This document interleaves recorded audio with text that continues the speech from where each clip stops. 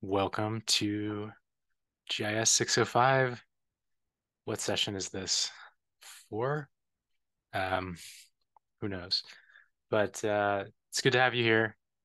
Today we're going to be doing a few things, starting with some kind of logistical updates, then going into a quick lecture, and then the applied lab exercise, and then we'll kind of close out with an open QA session that people can kind of trickle out as they feel like they're good for the night. Um, as usual, we're recording tonight's session, so just bear that in mind. Uh, Anything you say will be recorded and uploaded to YouTube, but also this just makes it easier for people to re-listen to the class. Uh, that said, let me quickly check the chat, and I think we should be good to go. But to start off, I want to share this meme that my friend sent me maybe like an hour and a half ago. Thought it was kind of funny.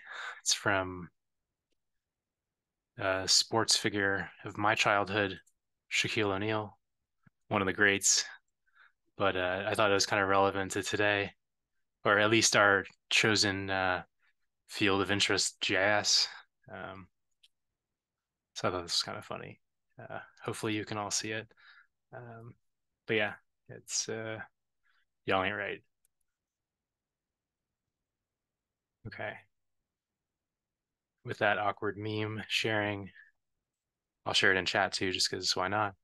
I'm gonna get on with some administrative uh, updates, and we'll uh, quickly pivot to my other computer as I check my notes so I don't forget anything. So BRB. Okay, I graded lab 1 earlier today, so all your canvases should be updated, or Canvi, I don't know what yeah, your Canvas accounts should be updated with the scores for lab 1. I'll do lab 2 and 3 this weekend. So make sure you turn in any late submissions, um, and I'll get on that soon. So you'll have pretty up to date reflection on your score in the class. But everyone did really well, uh, hundreds for the win. So let's keep that going for the rest of these assignments. And yeah, and in terms of just dates, make sure that you submit Lab 4 before the 14th. That's assigned tonight. And so you should have like a week. Um, Next week, we don't have class because of the GIS Day mixer happening. Or it's not a mixer, it's just like an evening event. I guess they can't say mixer anymore. Um, so that's happening. Where is it? Pacific Grill. I didn't write the restaurant name, but I have the address if anyone's interested. But there should be an email you all got. So we're not having class that night. But because there's no lab assignment, I wanted to give you an opportunity to learn and earn. And so uh, next week, you are incentivized to attend post GIS Day, which is the day after GIS Day. And it's this virtual event via Zoom where you can tune in and learn about how post GIS is used across industries and the world, which is pretty cool. And it's free, in case I didn't say that. And I just want you all to write a 3 to 4 sentence overview blurb of the talk and how it relates to your interests in GIS and maybe technology more broadly. It's pretty free form, but I just want to encourage you all to attend this event and learn, and then kind of share what you learned with us or me, and then I'll maybe make a distilled summary of the class, just because I think that'd be cool. And as a kind of hype builder, I shared a video in Discord from last year's post GIS Day, and it's about telling stories with post GIS and QGIS. And I thought that was pretty interesting. It's using a very technical tool set, but kind of coming at it from a more narrative human geographer perspective, which is pretty cool. So I'll leave it at that for the post GIS Day extra credit opportunity. And you can check Canvas for due dates, how much it's worth. I think it's 5 points. It should say that it's not counted towards your final grade, but that's just so that it doesn't deduct from people who don't submit it. But at the end of the semester, I'm going to add those points to your score. So don't worry, it's not just like fake like gold star points. You'll get your points. Just kind of having to use Canvas. Okay, and then again, the following week we don't have class because of the fall break. So it's 2 weeks of kind of no lab. Over the next week or so, I'm going to come up with an idea for another extra credit opportunity for the fall break. So keep an eye out for that. I'll make sure to do a Canvas announcement and probably a Discord announcement too. But just making sure that you all have opportunities to learn, but also get some points because we all want points. And then in terms of remaining class sessions, we have the 29th, which we're going to cover the basics of Python programming. So I'm excited for that. That class is going to lay the foundation for the rest of the semester and also next semester in applied remote sensing. Fernando, is that a question or like a clap? I can't tell. I'm just clapping because Okay, sick. Okay. it's basic Python. Yeah, cool. So yeah, I think that this will be a good primer for your journeys in technology. And yeah, feel free to clap and get hyped up. And then the December 6th class, we're going to kind of dive deeper with Python. More details coming soon, TM, but it should be kind of using Python for more common things you might encounter on your GIS professional journeys, like maybe opening a data set, displaying uh, projection information, maybe changing the projection of a data set, along with maybe some other common things like calculating averages and stuff like that. Things that are useful tools to have at least buried somewhere deeply in your tool chest that you can find when you need it every so often, or even just referencing this course website when you have to do it next semester, because we'll definitely use all this again next semester, because that's fun, building on what you learn. Besides that, oh yeah, also on the December 6th class, I will release a study guide for the final. So that'll prepare you to get 100 or more on the final because I believe in you all and it should be very attainable. Um, I don't think coding has to be scary and miserable. I think you can learn and have fun, and it's not all gloom and doom, uh, really low curved grades. That's just depressing. Um, and so then our final lab is December 13th, and that's going to be kind of an in-class lab due at the end of the night. So make sure you do attend, or if you're somehow or for some reason unable to attend, you reach out to me well in advance so that I know.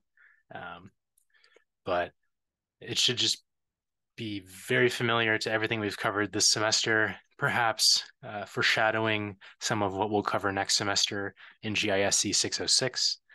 Because, spoiler, in case you didn't realize, I'm teaching that class next semester. So it'll be a similar delivery method, way different content, but some overlap in terms of how we'll answer some applied remote sensing questions.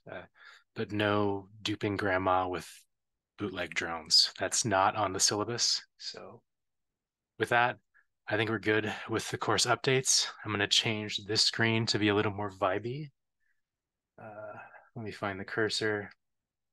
Yes, I did look up a fireplace video. Let me put it back to full speed though. It's a little too slow-mo. Okay, there we go. Trying to make Zoom feel like a stream. Um, so with that, let's get into lab or into lecture. I'll share a link to the slides. Right. I mean, I can't have a fireplace right on my desk, so at least this is kind of simulating. It feels warmer already. Goes with the flannel. It's like it's winter's here. I just need like a warm drink. Some like warm cider. That'd be nice. Right. Yeah, lumberjack. That should have been my Halloween costume. All right, so I shared a link to the slides and this week we're doing getting started with Bash scripting. So let's get into it. No lumberjack content in this slideshow, but let me share. Ooh, that's aggressively full screen on my vertical monitor. Give me 1 second. Aggressively full screen. Let me know if that's like unbearably squished and I can get out of the full screen mode. I do understand that most people don't have a vertical monitor. So let me know if it's kind of crappy and I'm happy to switch it. Just unmute because I don't see the chat. It's a little weird on my end. I'm not sure everyone Okay, sees cool. it. Yeah, no, let me just do You it. can zoom to it. Sorry. Oh, you can? Okay. Yeah, so if you're like on a PC, you can just like scroll to zoom. Let me figure that out. I'm on a Mac. I'm using my work computer now, so that could be why it's struggling. Or I'm struggling. Give me 1 second. So are you saying that I need to zoom or they need to zoom? Others? Users, like people who are watching this, Okay. So I know yeah. some people don't have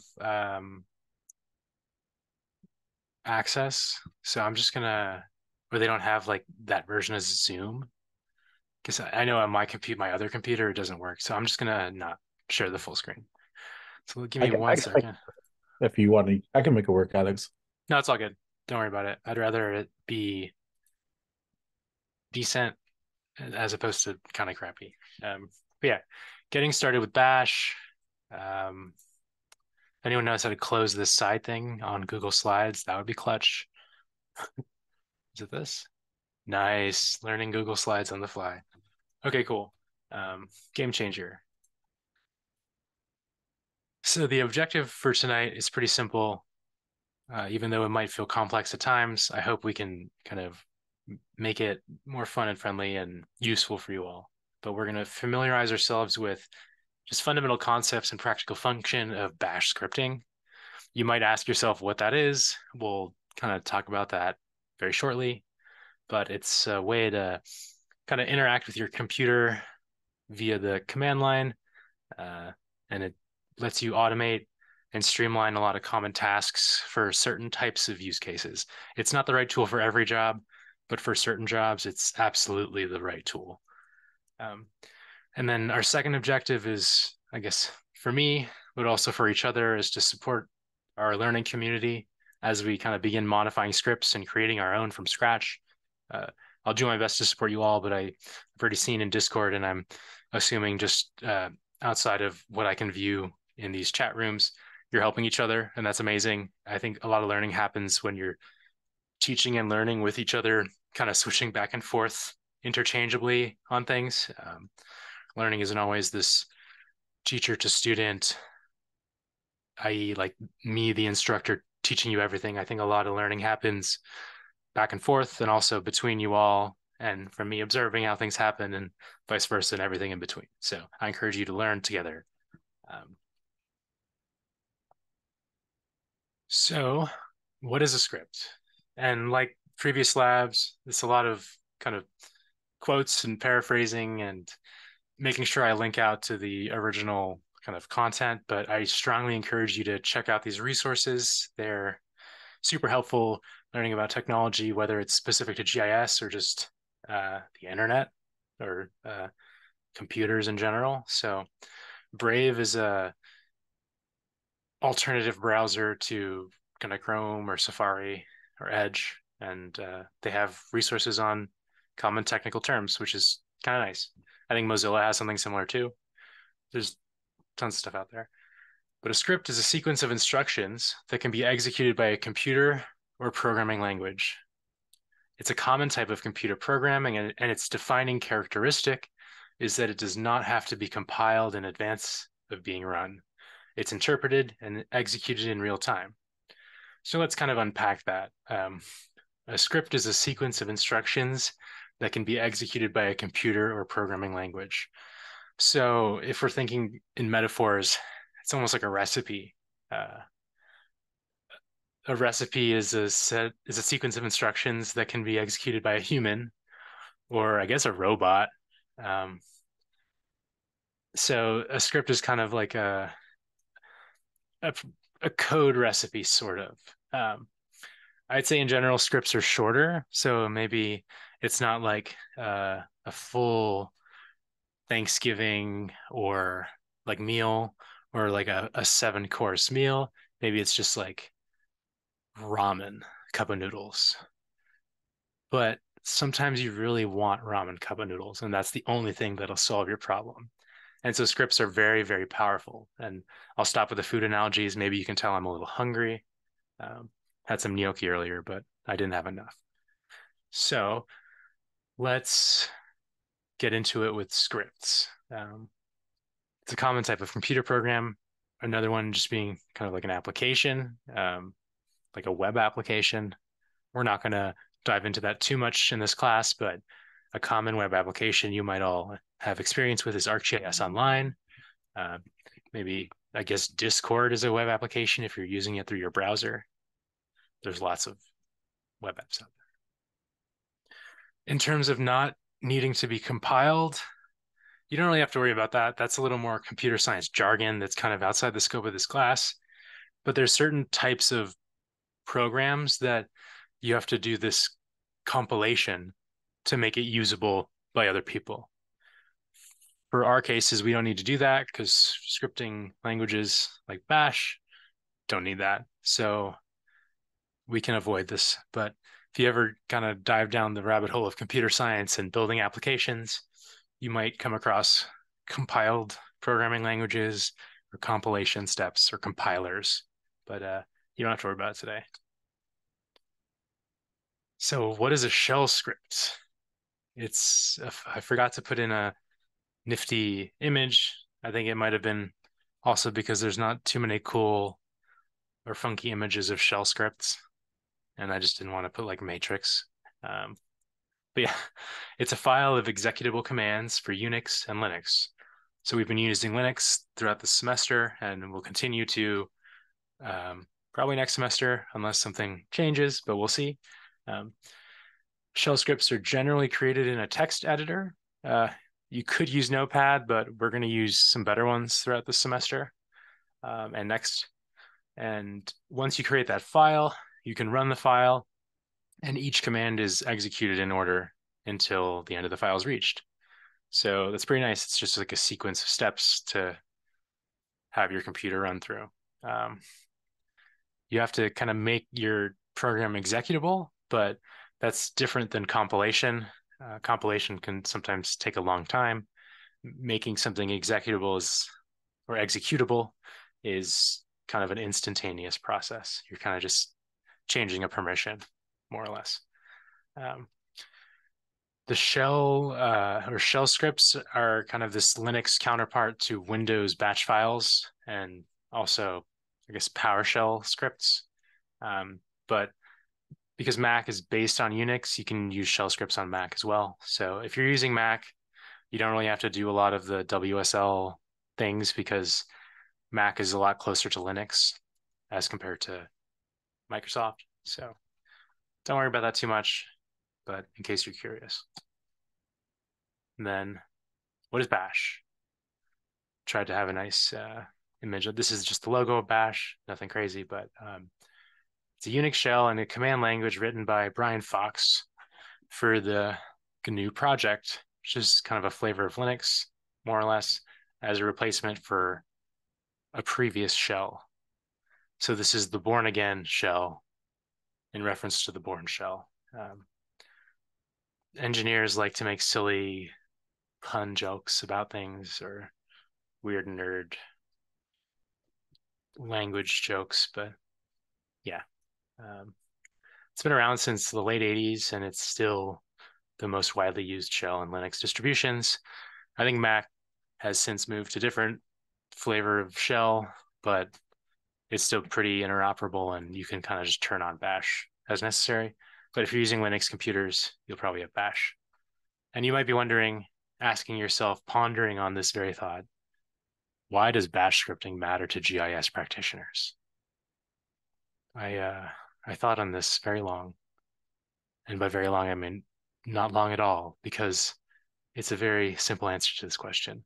It matters because bash scripts and shell scripts more broadly are just super awesome and simplify the process of not only building applications, but also analyzing data, cleaning data, just doing things with computers. And so I've linked just a few examples of shell scripts, bash scripts to be more precise, that are used across a variety of geospatial organizations.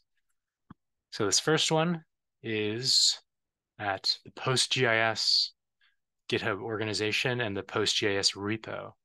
And so there's over 100 shell scripts in this one repo to do a variety of things. Some of them are perhaps styling related.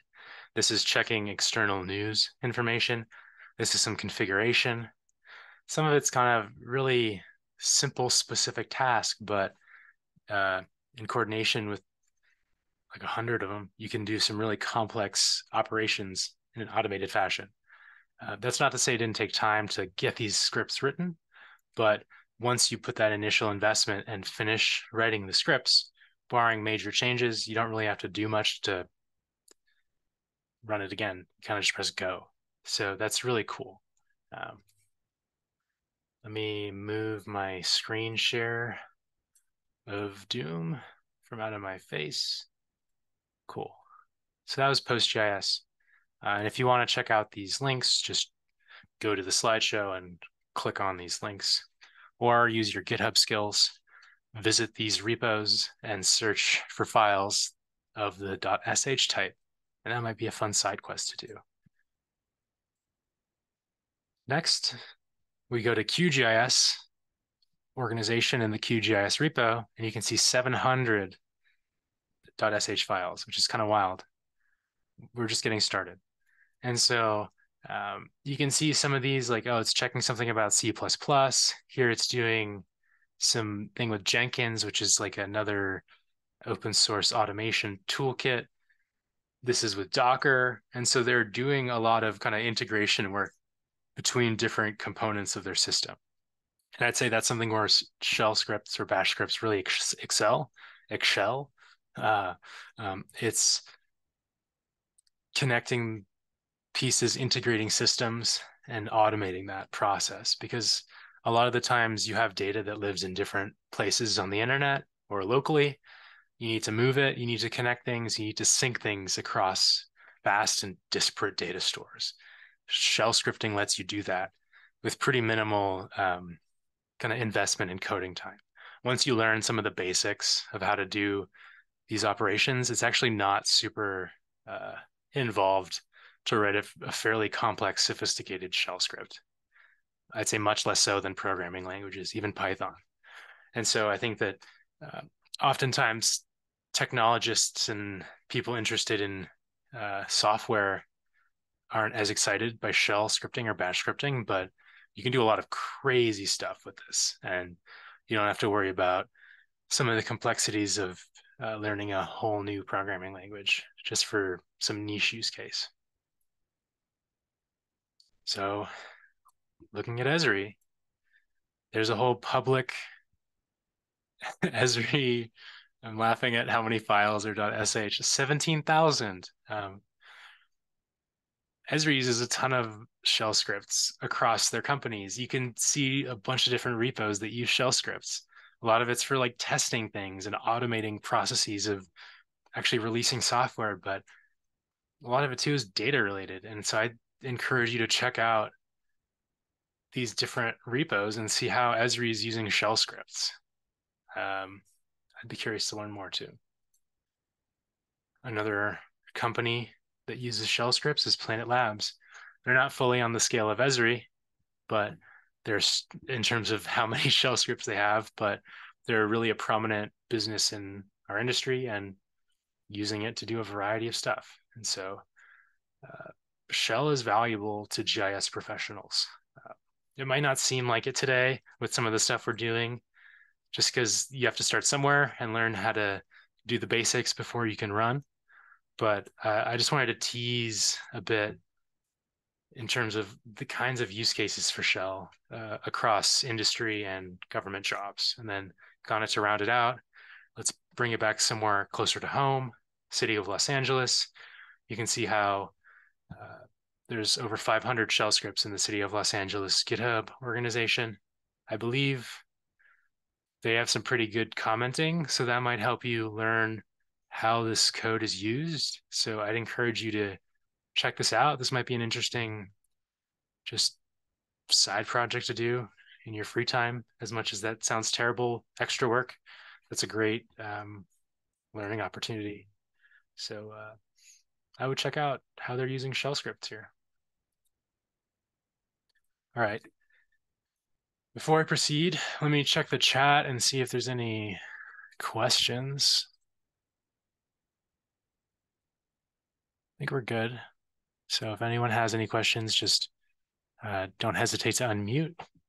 But let's get back to the slideshow. Don't actually remember how many are left, but that's part of the fun. Oh, and with that, the slideshow is over. So this week I kind of toned it down. I'm realizing that you all respond pretty well to doing the lab kind of interactively together in class. So I wanted to leave as much time as possible to work on the lab together and also to account for technical issues because they inevitably arise. So I'm going to stop sharing, close up slides, reorient myself, and then I'll reshare in a second. Let me take a sip of my coffee, even though it's like 6:30 at night. And Debbie, I would agree. I think that's half the battle of most jobs. So it's good practice for the real world. I'm sorry, it doesn't get better. I mean, it does in different ways. At least you get paid. So that helps. But yeah, I think a lot of jobs in technology, there's an inevitable aspect of like things breaking or not working as expected immediately. And so you have to kind of debug or troubleshoot what's going on. Let me share my screen. Cool. Let me get the chat open again. It just automatically closes whenever I share, which is pretty lame.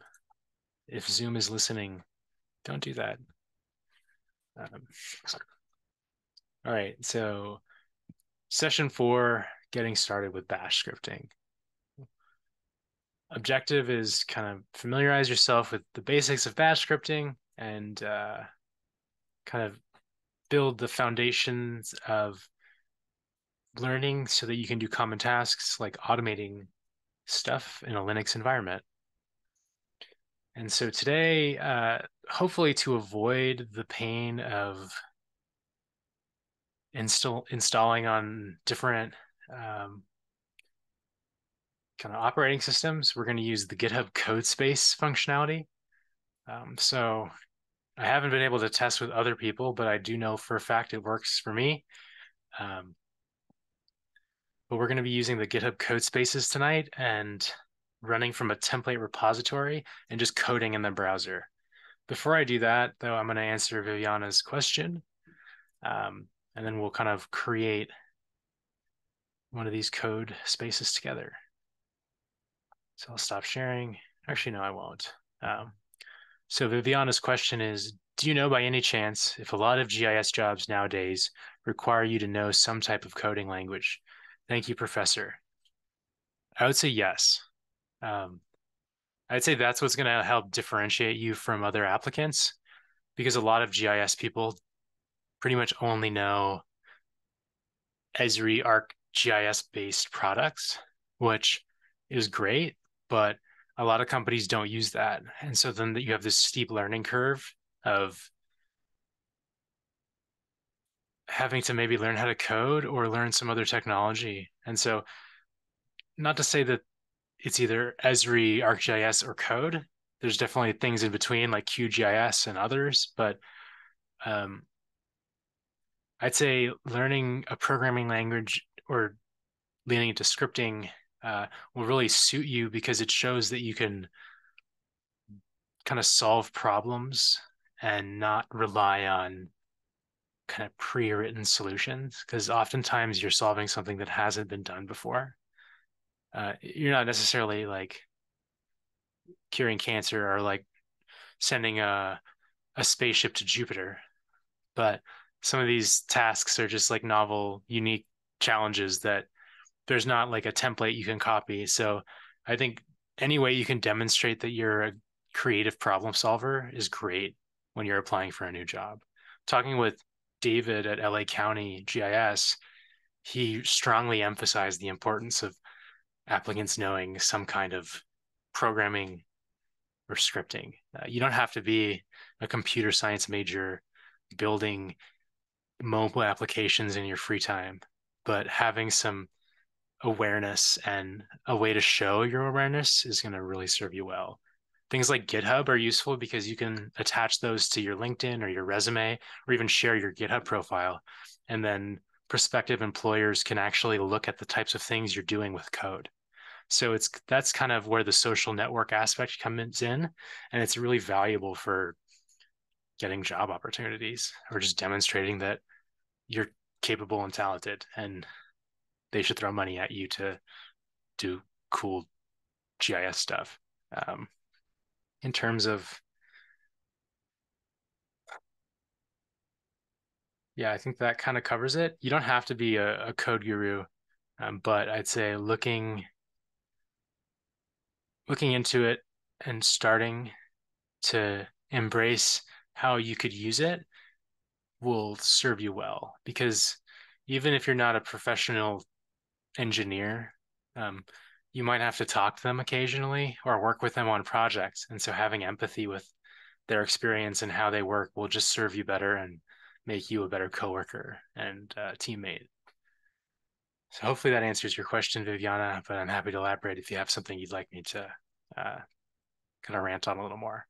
I'm going to pivot to the next question. The user got cut off, but it says from an iPhone. Can you explain PostGIS a little more? So PostGIS is this extension to PostgreSQL, which is a version of a SQL database. Thanks, Viviana. Glad to hear that.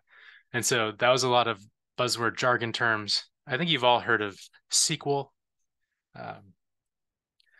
In the context of like Esri products, you've probably used a geodatabase. That's kind of a spatially aware version of a SQL database. PostGIS is this open source software that's connected to PostgreSQL, which is a type of SQL database. And PostGIS lets you do a lot of spatial queries, like select by location, that kind of stuff. Let me share the docs with you. And this is where attending PostGIS Day will be super cool, because I'm sure there's going to be a talk about what is PostGIS. And they'll likely have a way better pre-canned response than I do. But here's the docs for getting started with PostGIS. Unfortunately, it might not be the most, I guess, intuitive if you don't have a huge background in databases, which I'm guessing most of you don't.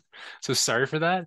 But I think that there's also this workshop material that might help you get up and running a little better. I'm sharing in a chat. This is actually a workshop from PostGIS that includes the data that you can use, a slideshow, and a cheat sheet of commands that you're going to need to use. And it walks you through things like loading spatial data, using SQL to query that data, and doing things like spatial joins, projecting data. These are like super common things you'll do in your GIS software, but you can do it for free, barring you or assuming you have a computer to install PostGIS on.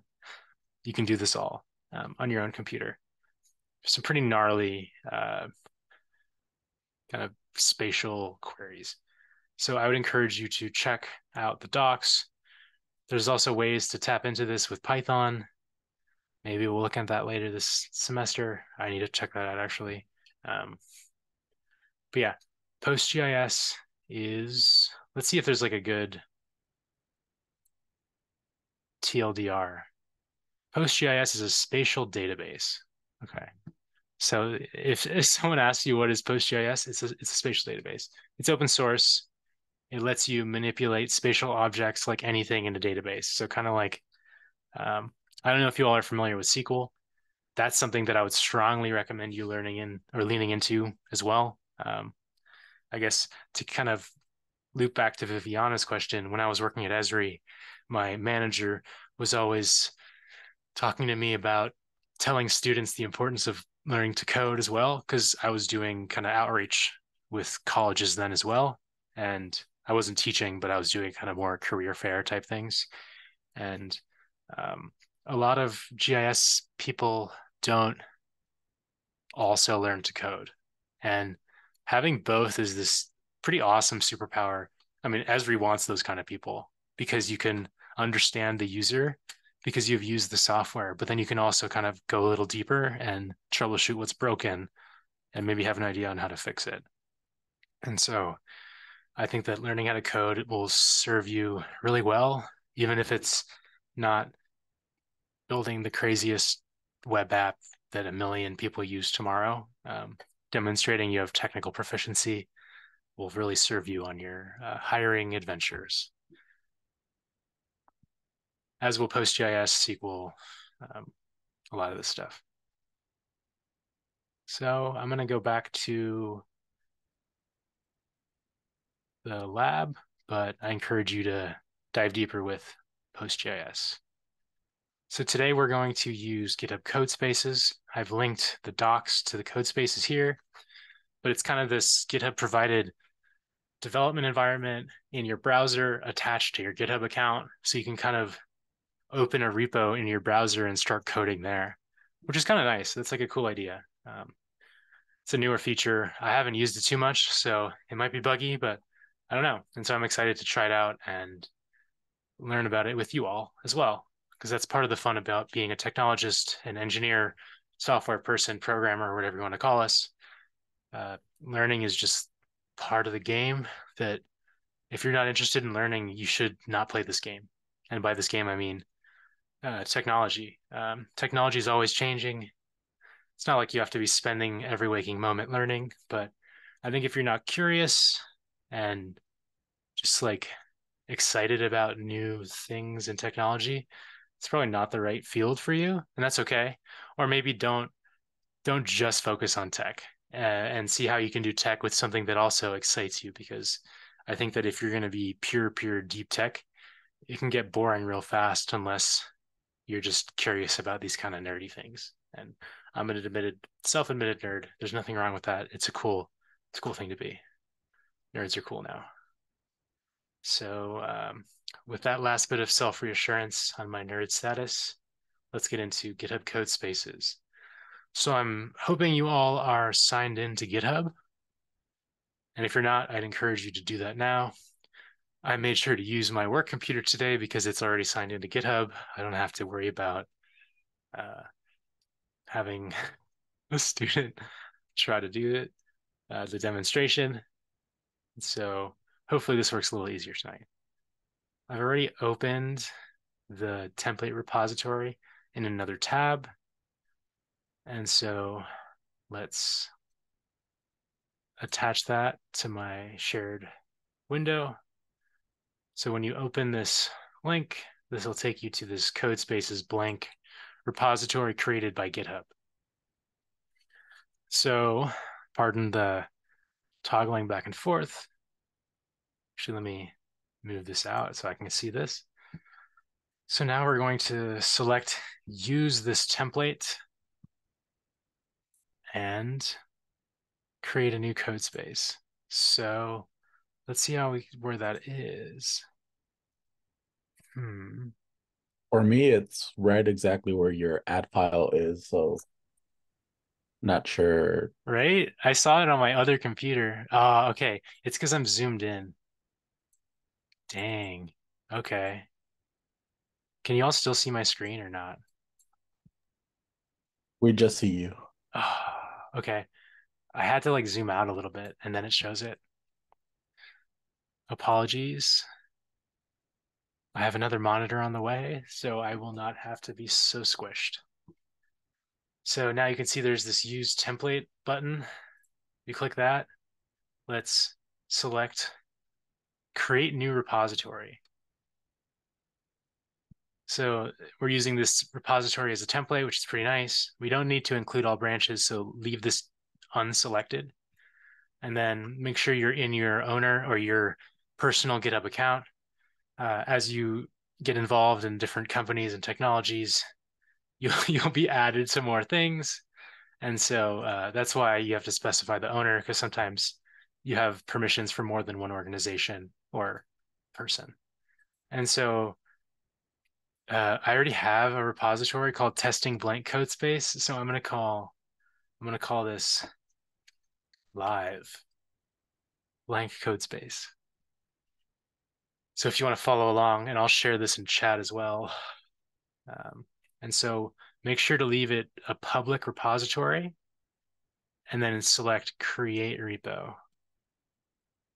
And so it's going to take like a moment to initialize, but We also name ours live blank code space or testing. you could name it whatever you would like. And sorry for not explicitly putting that. Just something that I'd say even call it like lab 4 or something. My bad for not putting that in the instructions clearly, but yeah. But if you don't call it lab 4, like it's really no biggie. Just make sure you submit this repo to me for through Canvas and there will be no problems. Cool. So hopefully this repository generated for you all. And now you have this kind of templated repo. I'm going to pause here until I get some kind of verbal or chat confirmation that it's not erroring out and that people are generally okay. So please let me know if things are working. Cool. I'm getting a thumbs up from Fernando. Sick.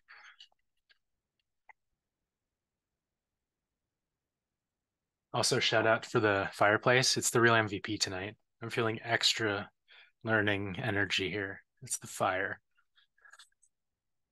I'm not gonna lie, your wall looks like you are in a cabin. Right? No, it's I just moved into this house with my wife a month ago. We signed like a year lease and it's in 29 Palms, just outside of Joshua Tree. And this room is straight out of the 70s. It's just like wood paneled. And so as soon as I saw it, I claimed it because it's the man cave. But it's great. Yeah, it's very cozy. It looks like this all the time, like all day long. It's very dark. Yeah, I feel like a bear in here. It's good. So I'm gonna do one last pulse check on the repo. Hopefully it's working for more than just me and Fernando, but I think we can probably proceed unless someone unmutes or chats that they're terribly stuck.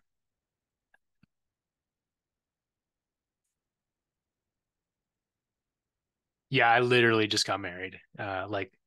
Yeah, I know this is fresh. We did a courthouse wedding last, like 10 days ago.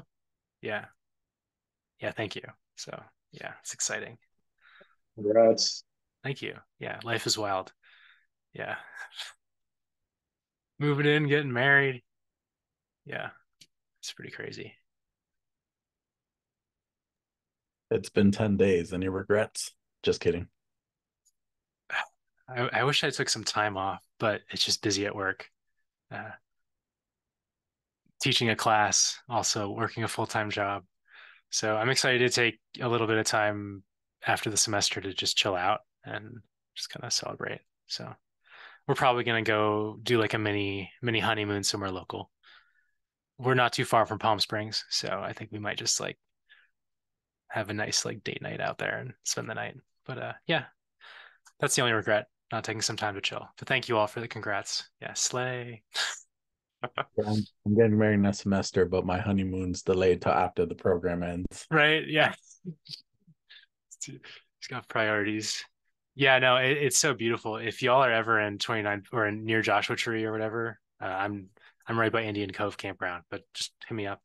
Down for coffee, lunch, whatever. That'd be fun. Maybe we can do a field trip next semester, optional field trip. But yeah, it's beautiful out here. It's super beautiful. I haven't been too much to Wonder Valley, but I went to the Orchid Festival, which is in Landers, I think, which is nearby. That was so cool. They had like Venus flytraps and carnivorous plants, and then like more orchids than I've ever seen in my life. And that was a beautiful facility, really cool greenhouse setup. But yeah, the high desert's interesting. Um, it's got a vibe. Yeah, I like it. But yeah, we'll coordinate something for next semester, maybe.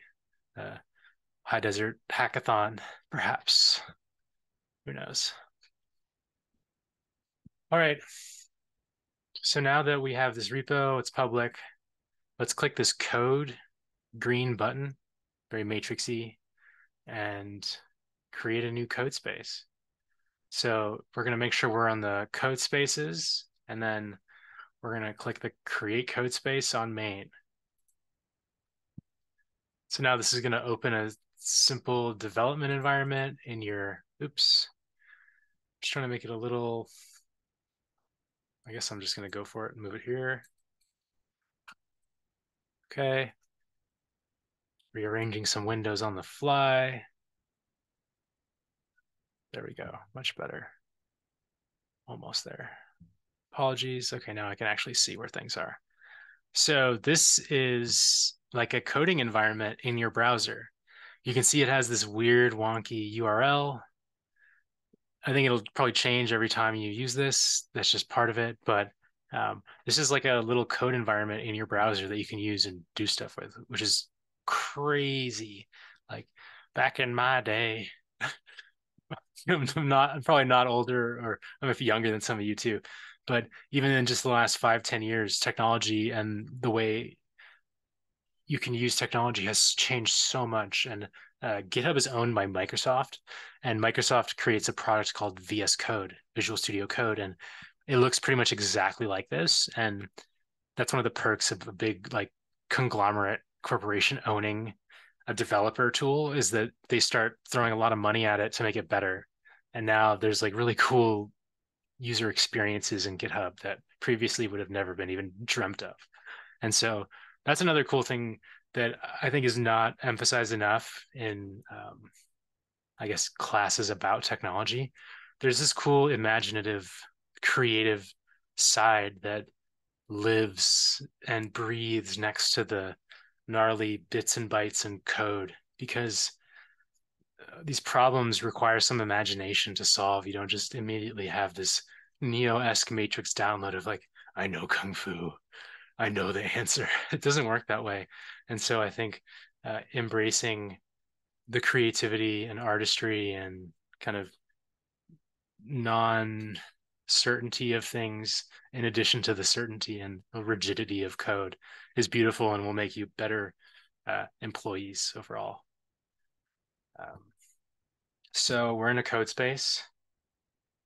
Now let's get into the lab. So I found this really cool resource on Introduction to Bash Scripting. And there's like this book you can download. I didn't want to deal with that. And so we're just going to open the GitHub repo for that textbook and read the textbook from GitHub, because that's something you'll probably encounter on your technology journeys. You might just want to look at some documentation without installing a full thing. You can just zoom to the docs repo oftentimes, and there's going to be a bunch of information that'll help you use that technology. So today, let's start with Intro to Bash Scripting. I'm going to briefly just kind of show this here, but we're going to walk through this together.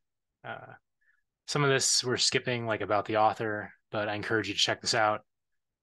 Give the author a like or whatever on Twitter. I guess it's called X now. And thank their sponsors.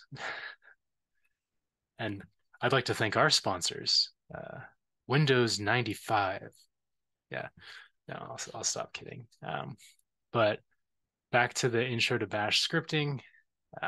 Some of these, or I guess this looks like a daunting list of tasks for a single night, but I'd encourage you to pause that thought and trust Sensei that I got your back. I'm not trying to go too crazy tonight.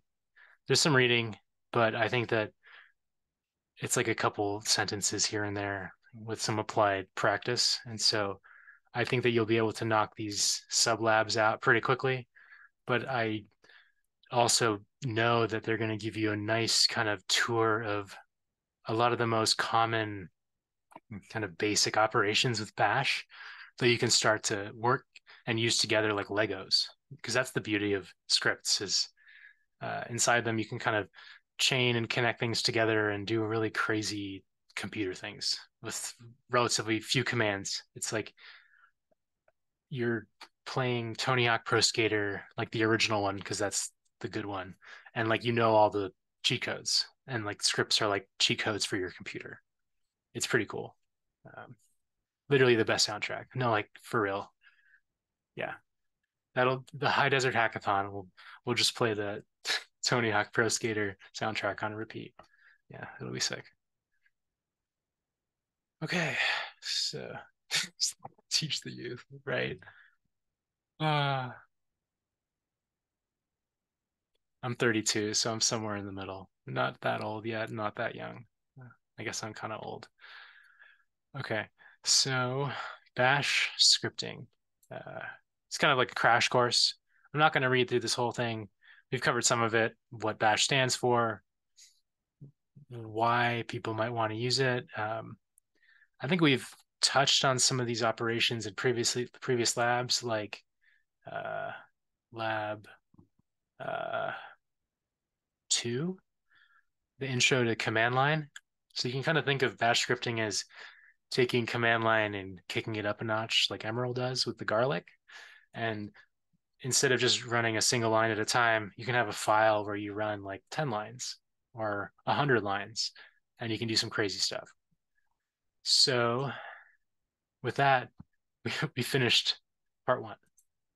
So hopefully you'll see that these aren't the most crazy involved sublabs. I'd encourage you to read through all of part 1 if you want, but for the sake of our demo, we're not going to. And so now let's jump into scripting. So I'm going to move these instructions back so that I actually can see them while I'm scripting. To start, let's create a file. We've used touch before in lab 2. Let's use it again. Touch. We're going to call this file devdojo.sh because that's what they called it, but yeah.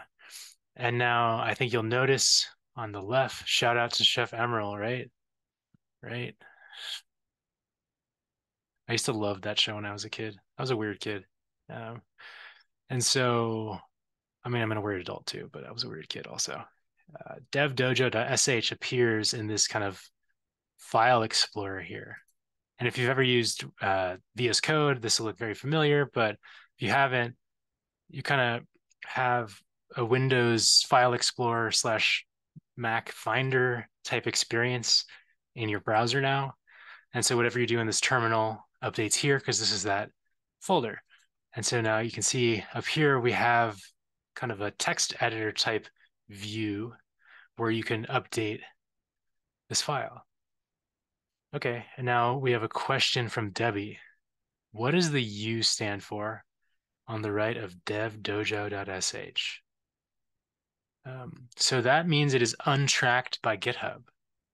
And so part of today's lab is we're going to use Git to track some of these files, but when a file is not tracked by GitHub, the interface will kind of declare this little U icon that'll disappear once we're using some GitHub things, which we'll do briefly.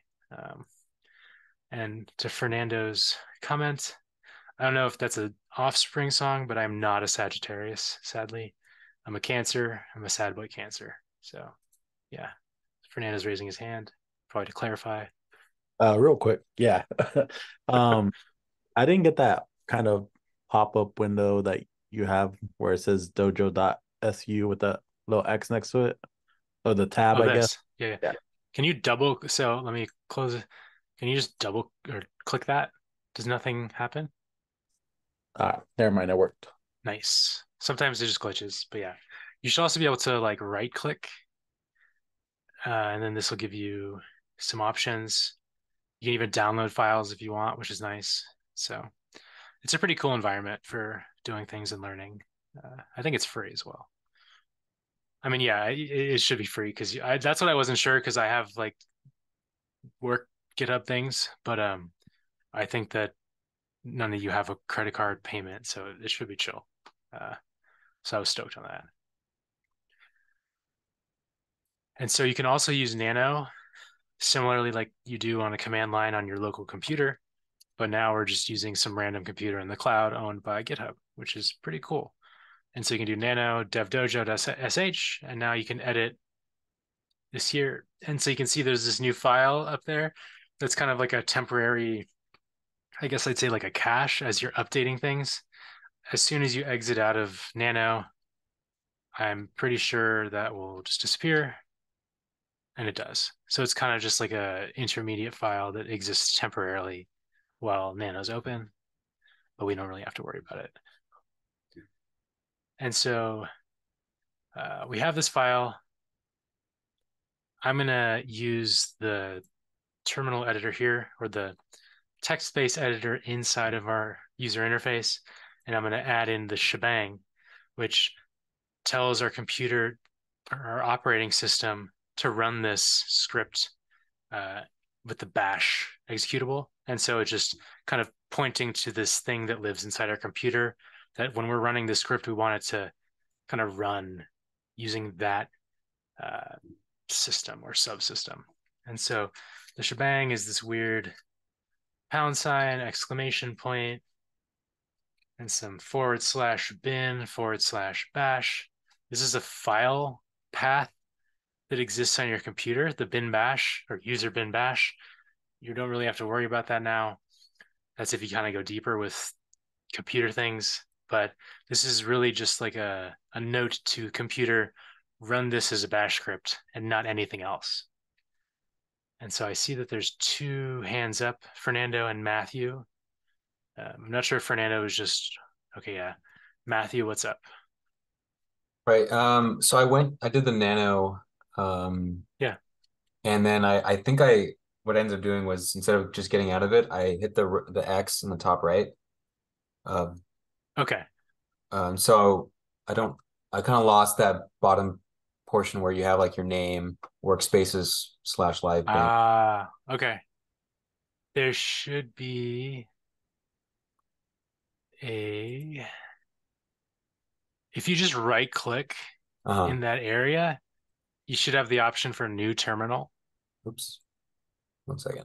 Or control click, depending. I have a mouse, so that's why I right click and I have new text file. Okay. Do you have any icons on like the bottom of your screen that say like bash or like a little trash can or? I have this thing that says main. Oh no. There we go. Okay, so you see the top, you see on my screen here, the top 3, and then go to terminal. Yeah. New terminal. There we go. Then you should be good to go. Yeah. Okay. Great. Thanks. Yeah. No worries. I'm new to this platform too, so yeah. Glad that we got that sorted. But yeah, make sure you save this file. If you're using this UI kind of thing, you can do Control S. If you're using Nano, you can do Control or Command or Control X, Y, Enter, and that'll save your changes. So now if we close this file, reopen it, it has the shebang. We can also verify using cat. And maybe not. Let me open it with Nano actually. Nano dev dojo. Yeah. Okay, cool. Yeah, because it's not showing it because it's a comment. My bad. Okay. So this is section 2. Let's go to section 3. Hopefully you're noticing a pattern that they're fairly quick. They're just slower because I'm talking, but it's not too crazy.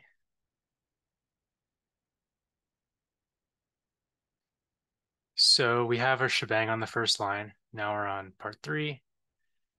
Let's add some text. So I'm going to open using Nano this time to mix it up. Nano dev dojo.sh. We have the shebang. Now let's add a space after, or a new line after the shebang, just to make it easier for us to read. And then let's use echo. And we're going to tell the script to say echo hello GISC 605. Feel free to put in whatever you want the computer to echo out, but make sure you close it with the double or the apostrophe. I always forget double quotes. Yeah. Cool. And so to save that, we're going to do Control X, save modified buffer with the Y, and then enter. So now if we open with the interface, you can see hell JSE 605. So my typo is a little funny, but I'm going to leave it. So now to make this script executable, we have to use the chmod utility. Chmod plus X, and then, oops, plus X, and then dev dojo.sh. And so now we can just invoke the dev dojo.sh, and it'll output our program for us. Hell GISC 605, which is pretty cool. I mean, this is a super trivial example, but you can see how if you had like 100 steps in that script, that wouldn't be super trivial. That would actually save you a lot of time. And sometimes you do have a lot of steps in a workflow or a pipeline or an analytical task.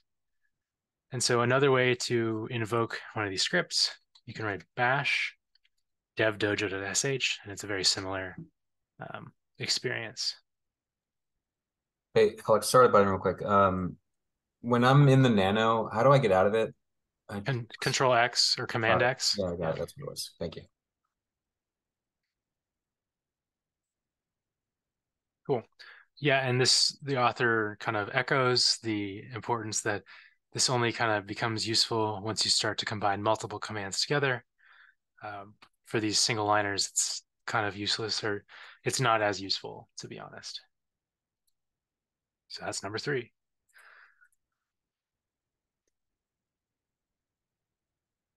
I guess before we go on to the next section, let's actually use Git to track our changes in the repo. So I believe we can just do that with, there's like a user interface version. So I'm going to try that today because it sounds interesting. Let's see how we do that. Open change, split editor.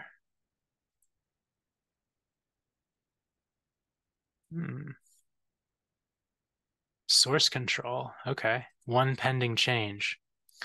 So it sees that we've added this dev dojo.sh file. And in case you all didn't see what I clicked this kind of source control icon, which is like a branching icon. And there's a 1 because there's one change. So let's commit this change. There are no staged changes to commit. Would you like to stage all your changes and commit them directly? Sure. Yeah, sometimes you don't want to do this, but for the sake of this, let's just say yes. And then please enter the commit message for your changes. So in case you think you're like, did I break something? It's just waiting for you to put in a message. Let's just say added dev dojo.sh. Oops. And then let's click the check mark. And now let's sync our changes with our repository. Okay. And so now this new file that we created has been synced to our repo. And so if we go back to the repo and refresh, you'll see we have a new file called dev dojo with the contents that we created in our code space. So this is pretty cool for learning and tinkering things. This code space is the most simple blank code space, but GitHub provides code spaces for Python, TypeScript, different languages, different kind of use cases. So it's pretty nice, pre-installed, pre-configured, super convenient. Let's just close out of this and ignore that for now. And so to get back to your code view or the Explorer view, just click this Explorer icon at the top left. So now let's talk about variables. As in other programming languages, you can use variables in Bash scripting, but there's no data types. So it's just kind of a variable can be whatever. It can be numbers, it can be letters or characters. So just something to note, other programming languages are much more strict about variable types. You can have like a string variable or a integer variable, an integer 32 variable, et cetera, et cetera. For Bash, we got variable type. And so let's add a variable to our script. But before that, the way you assign a variable to, or a value to a variable is just kind of putting that interactively in command line. You can do this in a script, but you don't need to do it in a script. So we can have name be GISC 605.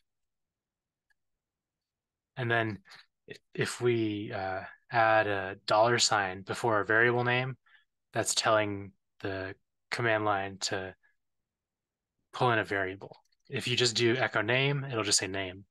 Whereas if you do echo $name, it'll be the variable. And I could see this as being a very common issue that comes up tonight and even in the future, because it's a very simple oversight you can make. So don't forget to put the $sign in front of variable names.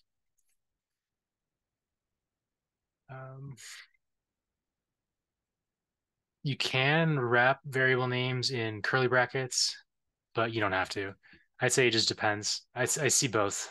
I'd say I usually don't see curly brackets in the wild, but I guess you can. I think it just depends probably on who taught you. So do whatever you like. I just don't because I'm lazy and I don't want to type more things. So let's open our devdojo.sh file and add some variables. I'm gonna use nano again. Don't forget to use tab completion. You can just put in DE and then do tab and it'll automatically populate with the rest of the file name. This is nice when you know there's like a certain file pattern or file naming pattern that you're looking for. So let's add a couple new lines. Let's declare a variable named name, and we're going to set the value to Paca. I'm Paca. And then let's echo out a new statement. We'll say, what's up? Name. And so we expect this to say, what's up, Paca? Let's see if that actually is the behavior we see. So I'm going to save this real quick. We can click and you see now there's an M. So that's letting us know it's been modified. And so Git and GitHub are tracking changes to this file. They've detected that we've made a modification to this file. We have not yet committed those changes or pushed them to master or main, but we will shortly. So let's run this file. We're gonna do that, just doing /devdojo, what's up, Paca. Pretty cool. And so we used a variable to define, or a value, a string value, but you don't really have to specify a type beyond just it being a variable. And then we kind of included a variable inside of an echo command, which is pretty cool. You can also have multiple variables in a single echo command, which let's try that now. you can use up arrows to go to previous commands, and we previously did nano, so I'm just going to do that. Let's add a new variable called greeting, and we'll say sup. And then we'll do greeting $name or $greeting $name. And now let's save this updated file. And if we rerun devdojo.sh, it'll say subpaca. And so you can see we're using multiple variables now, which is pretty cool.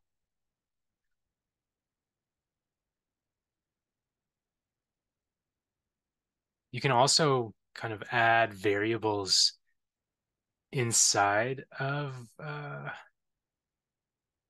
or like from the command line. So let's actually create another file called, when I try to do devdojo.sh, I get permission denied. Did you do the chmod step where it's like, I think previously we ran it. It was chmod plus x devdojo.sh Talissa.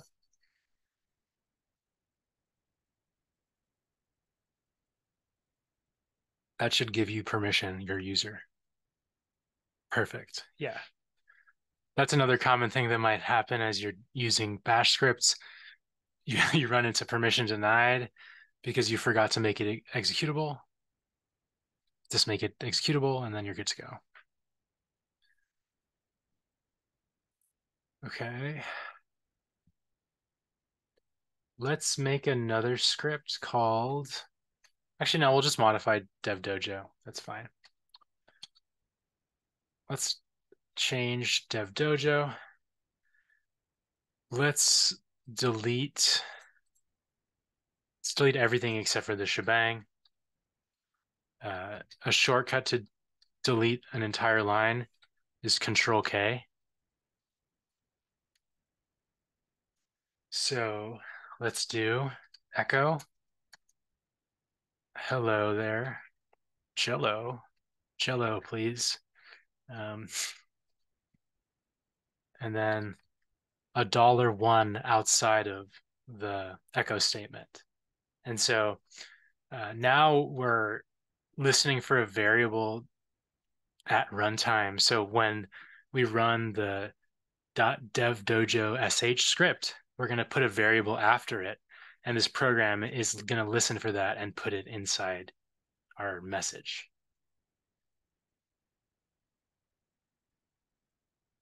Yeah, I'd say open anyway, Matthew. I think this is a case where when you closed, it had the file open still, and now it thinks you have it open twice, and it's worried you have changes. Just don't worry about it. Just overwrite it. It should be fine.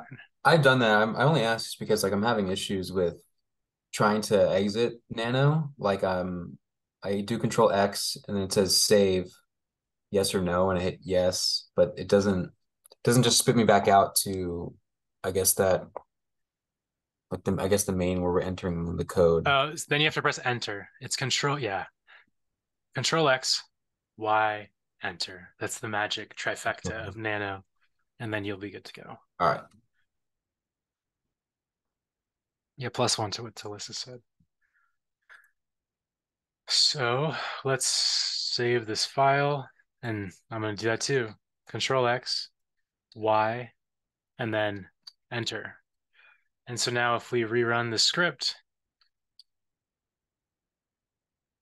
if we don't put a value, it'll just say Jello, please. But I believe if we now put a value, let's say dude, Jello, please, dude.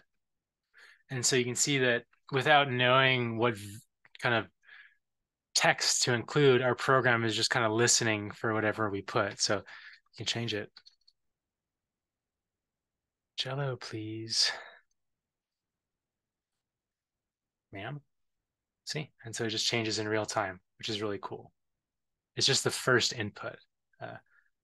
If you wanted to have more than one input, you could just have more than one kind of dollar or variable reference in your script. So here we just have this $1, but you could have like $2, and that would be the second variable that was passed. So I'd encourage you to try that out. I'm not going to do that, but you have the opportunity to if you're so inclined. But with that, we finished this subsection. So let's commit our changes to GitHub. We commit. There are no stage changes to commit. Would you like to stage all your changes and commit them directly? I'm going to set this to always because I feel like I don't want to get that pop-up every time. Some people want that extra control, but I don't need it for this use case. So let's say update dev dojo with variables.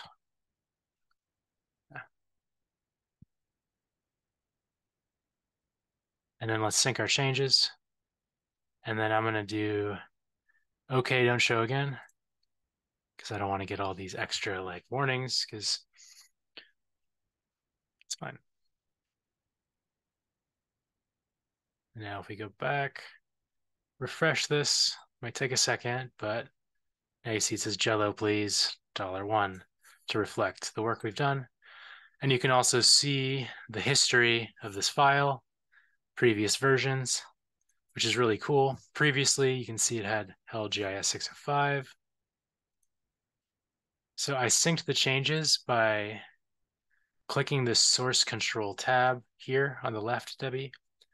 And then there should be a button that says sync changes or something. It doesn't say that right now because I haven't changed anything.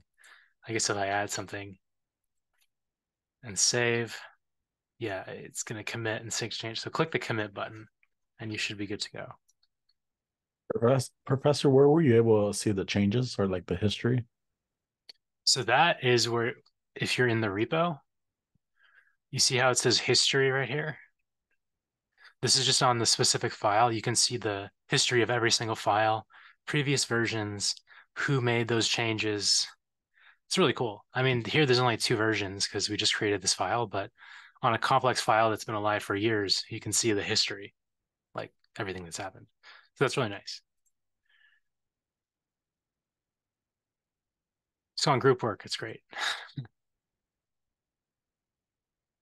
Cool. So let's get back to the lab. Now we're gonna go to user input. So we defined a variable in the previous script, and we're just echoing out the value kind of onto the terminal command line.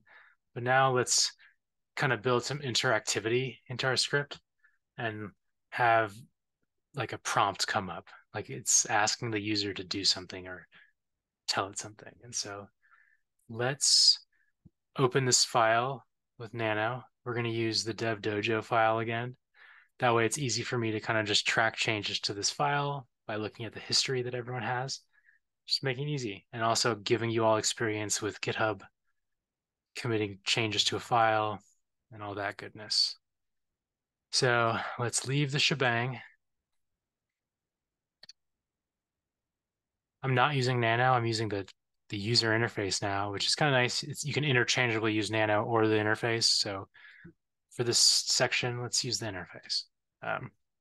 So let's do echo. What is your name? And then read name. And then let's do echo. Hi there. Name. Echo. Welcome to GISC 605. Okay. Let's do save, Control X. Actually, you don't have, no, it's different because I'm not using Nano. So to save a file here, you just do Control S. So let's run this script again. I'm going to delete the input because there's just no input required, just dev dojo. So now it says, what is your name? And now it's waiting. So let's say, Paka. Hi there, Paka. Welcome to GISE 605. So even just here, like suddenly we're building, yeah, shebang is actually terminology. Yeah. I don't know why. Yeah. And then the term for this is called bang bang. So I think that the exclamation point is for some reason is bang. Maybe the hash is she.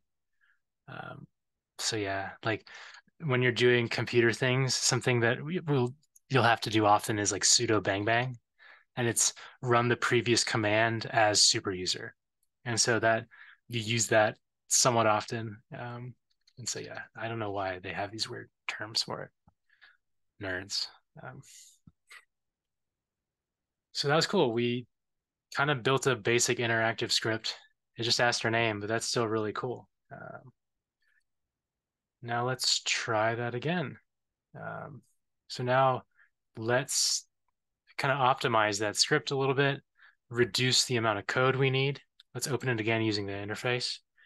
And so now let's start by saying we're going to delete this first line. And instead, we're going to modify this read statement to pass a phrase to the user and then wait for the response. And so we'll do read -p, the phrase, what is your name? And then name. And then we'll echo out, hi there, name, welcome to GISC 605, echo,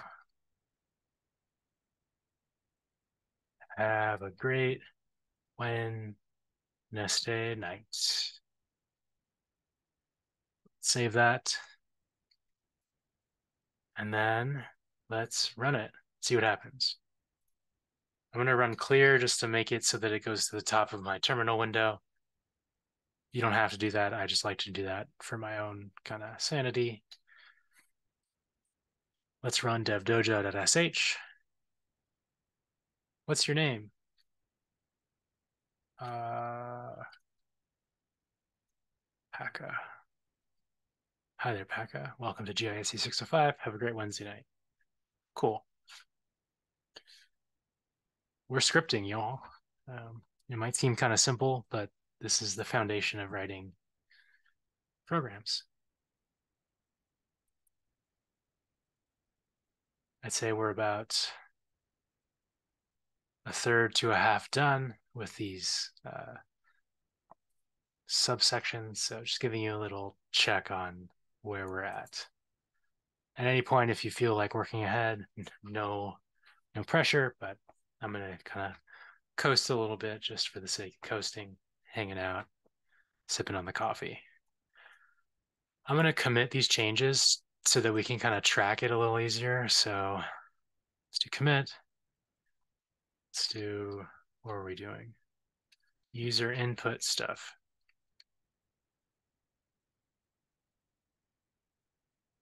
And then let's sync changes. And I'd encourage you to do that after every lesson, just so that it's easier. In case something goes wrong, your internet goes down, you don't lose a bunch of work. That way it's easier for me to see that you kind of went through these steps too. A thing that many good scripts, most good scripts have is useful comments that help users run the script effectively and not have to just spend a lot of time reading all the commands to understand what's going on. And so if you want to have a comment on your script, you just have to lead with a £, and then write whatever text you want to be there as a comment. So we're going to put a comment, ask the user for their name. And now the kind of operator of the script will know, oh, that's what this step does. And then the next step is greet the user. Really cool. Let's save this. Let's run it again. Say my name is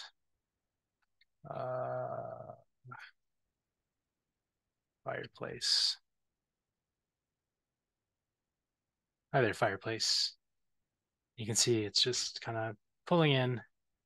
Nothing has changed about how the code works, but now we have some more human readable instructions that help us and future us and any new person working on the script to better understand what's going on. That was a quick one. Let's commit those changes as well.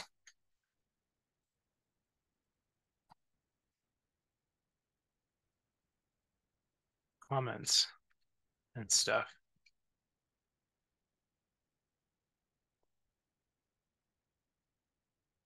Now let's look at bash arguments. So we've previously passed arguments with the name and the $1 kind of example.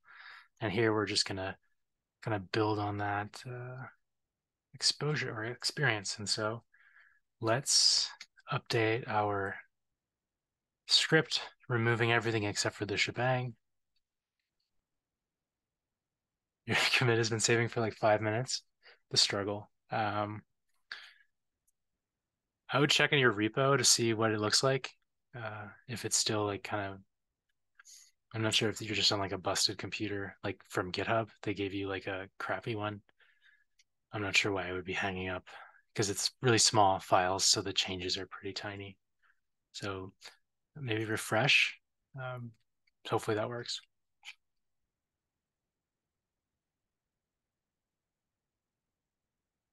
So we'll do echo. Our argument 1 is $1. Echo. Argument 2 is $2. Echo argument 3 is $3. And as you start using more and more open source command line GIS tools, I think you'll start to see patterns in how many command line tools just accept arguments. Sometimes they don't have like parameter names. It'll just be, make sure you put the file name in the first position. Make sure you put whatever the output name in the other position. So I'm seeing that Talissa and Debbie have both been kind of in commit saving purgatory for the last 5 minutes. I would say try refreshing. Let me know if that works. If it doesn't, let me know. Okay, so refreshing seems to have worked. So I erroneously renamed or modified our dev dojo script, but that's fine. I'm gonna close this. Actually, let me delete these changes. The UI, I forget it.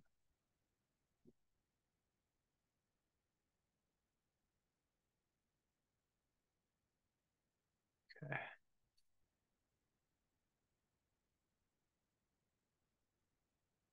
Discard changes, perfect. So we're back to where I was. Let's create a new file called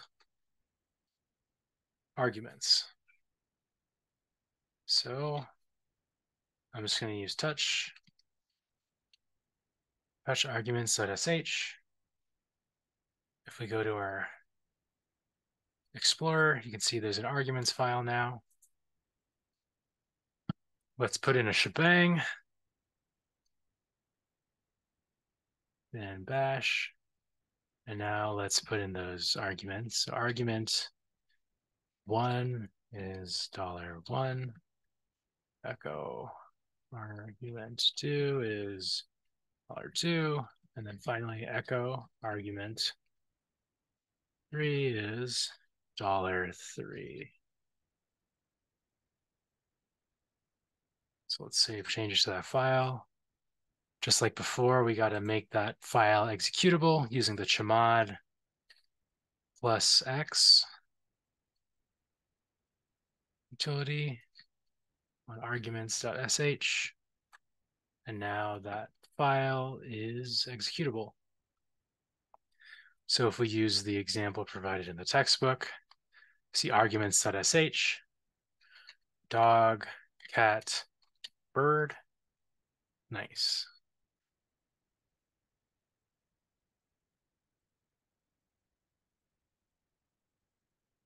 if you're doing something a little different and you want to just reference all arguments, you can use the $ampersand symbol. And so let's modify our arguments.sh script. Just say echo all arguments and then $ampersand. Let's save that. And now let's rerun the arguments.sh with dog, cat, bird. And you'll see that we get the same output, or some different output, but the same kind of arguments are passed through our script, which is pretty cool.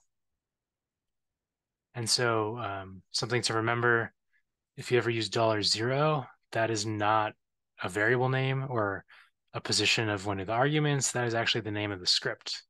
And so we can kind of see an example of that here. Let's create a script that prints out the name of the file and then deletes the file after that. So we're going to leave the shebang.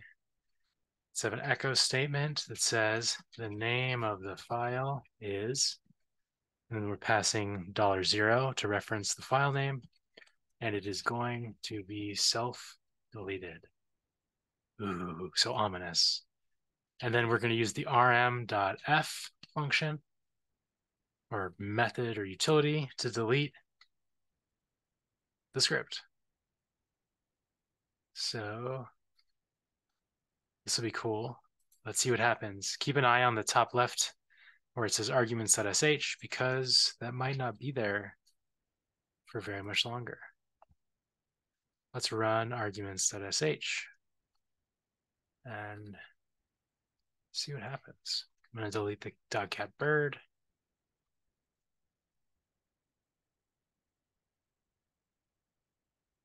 Voila, it is gone. And so on the top left, you can see that the computer deleted this arguments.sh file. It is gone forever. It was nice while it lasted. Cool. We're getting there. I'd say that we're past the halfway point, which is cool.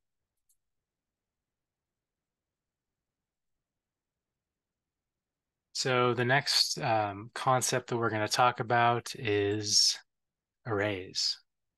These are kind of like lists of values, or just like a bucket of information that you want to kind of store together, group together for use for some reason.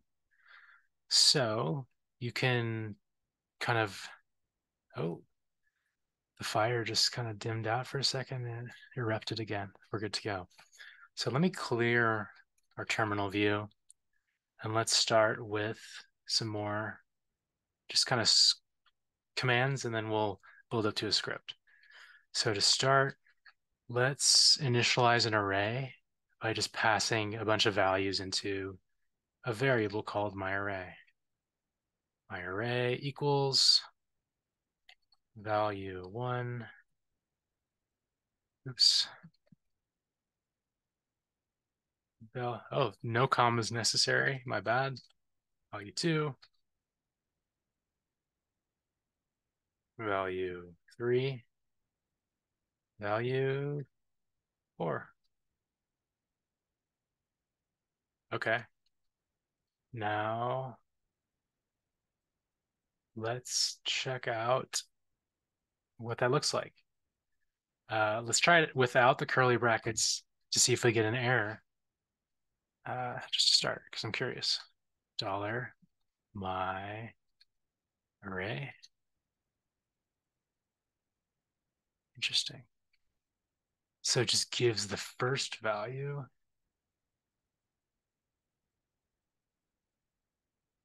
Let's try echo $my array. Still to get just value 1. Okay, cool. If we want all the values, I guess we might have to do with the ampersand. Yep. Okay, cool. Can we do all values with no ampersand, or with the ampersand but no curly brackets? No. So we need the curly brackets there. Interesting. Okay. So I think part of learning scripts and writing scripts will be kind of tinkering and messing up, breaking things and seeing where, oh, this syntax is not what I expected. And so sometimes you do need the curly brackets. And so I think part of the process will be just learning some of this stuff.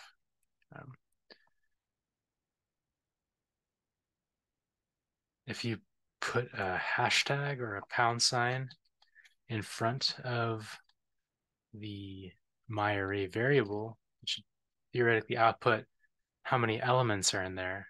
4.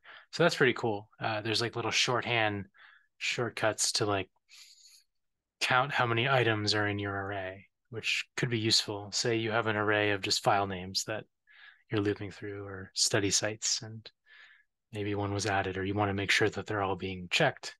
You could use this to just quickly output, oh yeah, there's still 10, or why are there 11 now? So you can use these similar concepts in a script. Let's create a script. This section is called arrays. So let's call touch arrays dot sh. Let's use nano. We'll add a shebang.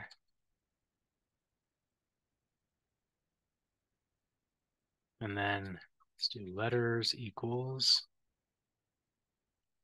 A, B, C, D. I'm not respecting all uppercase because I'm kind of curious to see what happens.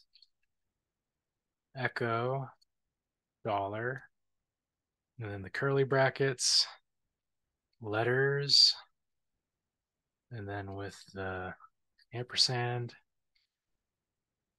And then let's also do echo,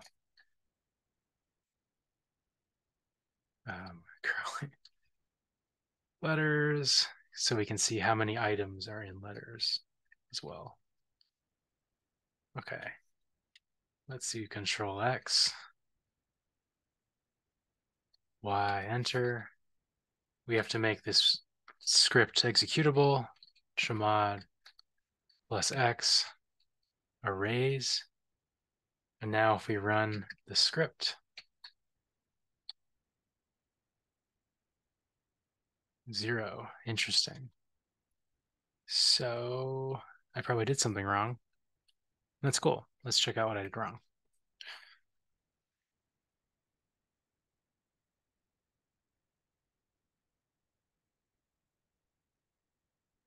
Let's just do one line, as simple as it gets.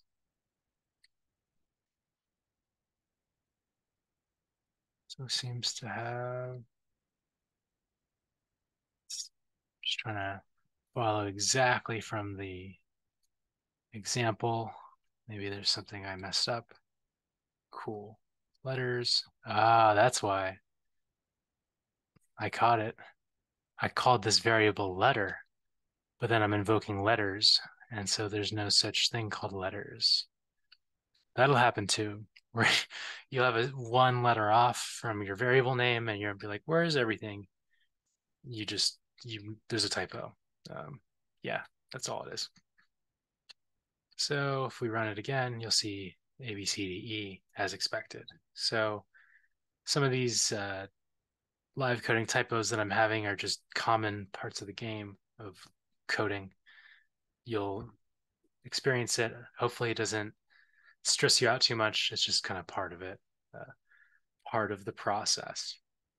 I'd encourage you to work through the remaining examples in your free time and maybe commit one or two to GitHub just so we can see what they look like. But I'm going to commit this now and move on to the next section so that we certainly have enough time to do everything before it gets super, super late. So this was array stuff.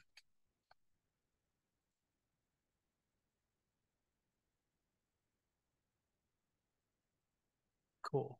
And now I'm going to quickly toggle back to my repo, and you can see if we refresh,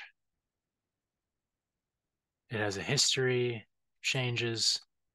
I guess the last one was like 15 minutes ago to this specific file. But then you'll notice that we also have an arrays file, which is pretty cool. So yeah, so far I like this GitHub Codespaces. Hopefully it's making following along and learning a little easier because you're not dealing with as many installation problems. So how many do we have left? 1, 2, 3, 4, 5, 6. And then the last two I'm going to leave for you all. One of them is required, quote unquote, and then the last one is extra credit. So I'm not going to walk through the extra credit in class just because that would make it a little too easy. But yeah, let's move on to conditional expressions. So this is like you want to run something if some condition is true. So sometimes you don't want to just slam go on a program. You only want to do that if there's some condition that was satisfied. Maybe, oh, was data collected today? Okay, then process it. If it wasn't processed or if it wasn't collected, there's no reason to run the process script. And so that's one example of like a condition. Or should we analyze this data? Yes, but only if cloud cover is below a certain threshold. And so you can have that kind of conditional statement for checking, is this data worth downloading for our analyses? So this script really, or this file goes through a lot of, it's almost just like a list of how to do different iterations of true, if file exists, and character special. I'm not going to walk through all these. So I'd say let's try to do just one kind of interesting example of conditionals. And so let's create a new file called conditionals. That's conditionals.sh. Nano conditionals.sh. Let's add a shebang. Bash. Okay. So let's do a thing. Name equals $1. So we're going to write a script that takes kind of an argument, and that's going to be a name variable. And so let's do, oops, if, oh, so hold on, yeah. If exists, so we want to do if equals. Let's try to find that in this list.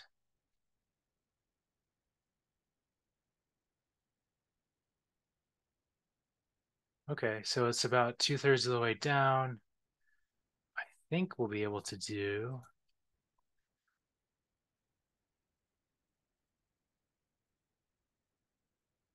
so dollar name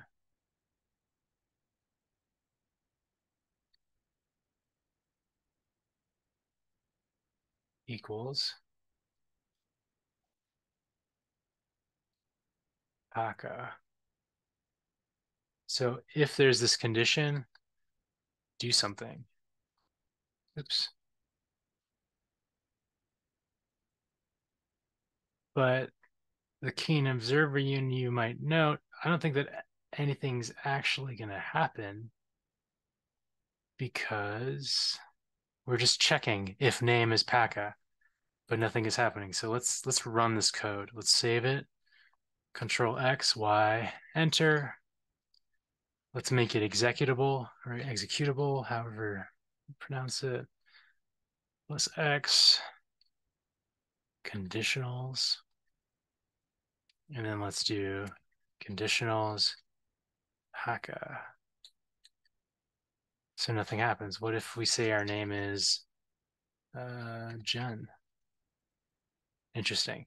Okay. So yeah, so we have a condition, but nothing is really happening with it. So conditions or conditionals are kind of these like connector components that can't really live alone. It's more like using as a way to control how your program is run, only maybe on certain specific conditions and not always. So sorry if that's not super intuitive just because there's no like immediate output, but it's kind of to be expected in a way. So let's look at conditionals. So we looked at conditional expressions, but now you can use conditionals to like do things with that. And so we have our script here. We have our name. So let's add a if. And so now if this condition is true, then let's say echo name. Bye. It's kind of like fin or end, the opposite of if. So let's see what happens. Let's see if this works. And if not, we'll go on script. So that should be save.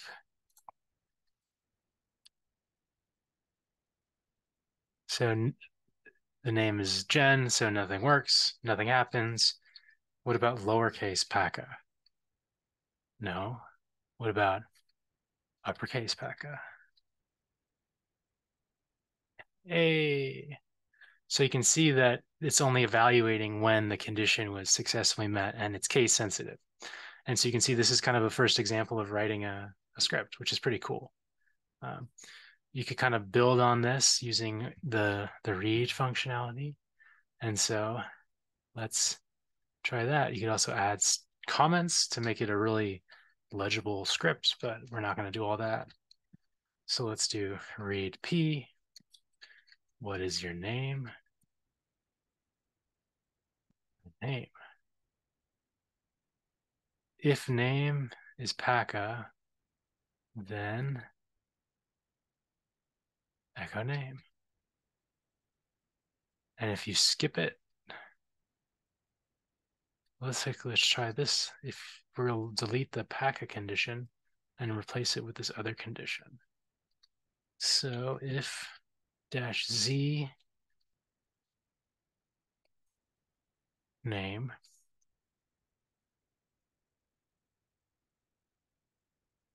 then echo, please enter your name. So I believe this is the case when if you don't input something, it's just going to angrily yell, please enter your name. So let's see what happens.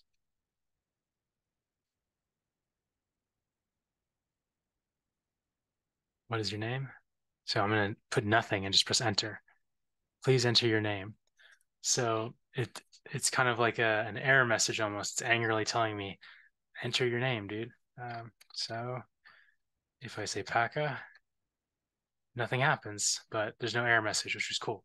And so this is kind of a weird example, but it shows you how you can stack these conditionals. Let's do another one. Let's kind of build on that using if else. So what is your name? If no name, then please enter your name. Else, echo, hi there. Name. Oops.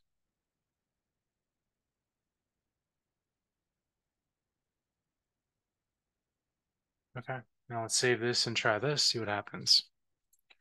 Let's try conditionals. Let's put Bobraham. It's a good name, right? Hi there, Bobraham. Now let's try again.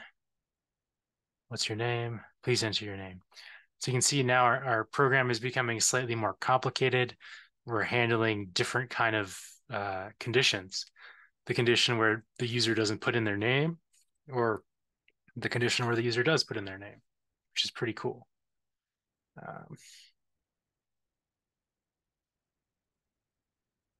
I'm going to skip over some of these next examples because they're kind of just building on what we've already been doing. But yeah, so I encourage you to read through the rest of the if, elif section, practice through those and kind of build some intuition around how to use these kind of control flow statements. Like if this condition is true, do this. Else, if this other condition is true, do something else. Finally, do this. And so you can really do complicated branched logic to do really interesting stuff. Another way that you can do these complex conditionals is using something called a case statement. It's kind of like an alternative to the if else paradigm of doing things. And so let's do an example of a case statement script. I'm going to create a new file for this one because I think it's kind of interesting. So let's call touch cases.sh nano cases.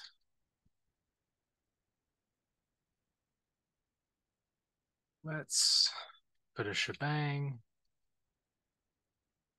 then dash. Let's ask the user for input.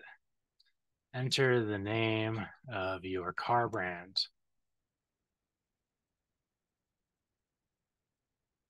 Car.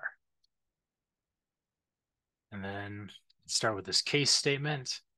So the different cases of car. So for the case car in, oops, Tesla,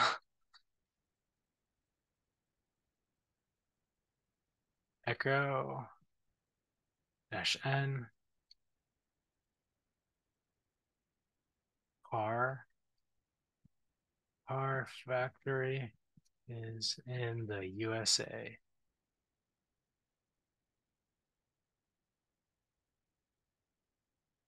And other countries too. And then you end that branch with 2 semicolons.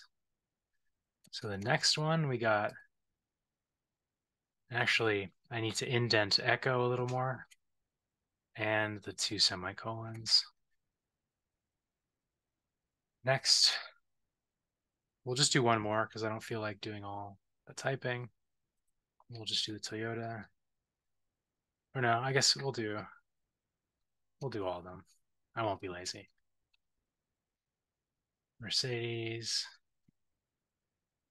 Audi, Porsche,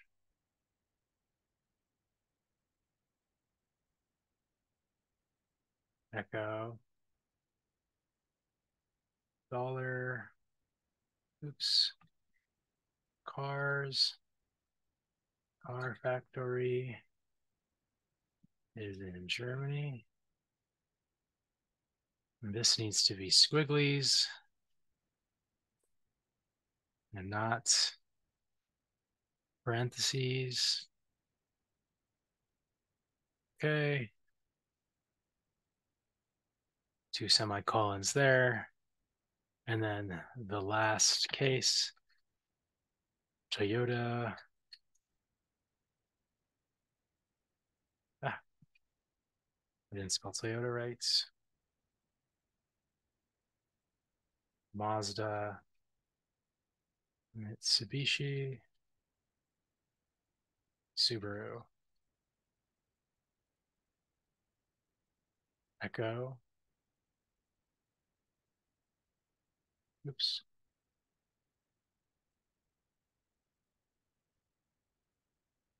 Using my ring finger is the worst.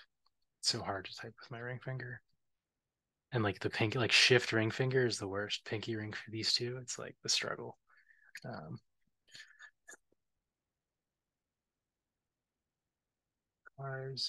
Car factory is in Japan.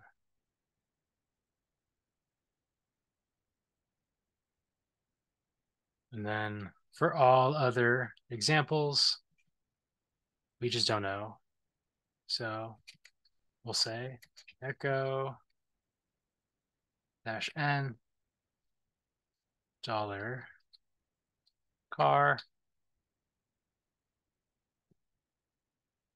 is an unknown car brand. Now a sec. So it's like the opposite of case. So we can save that.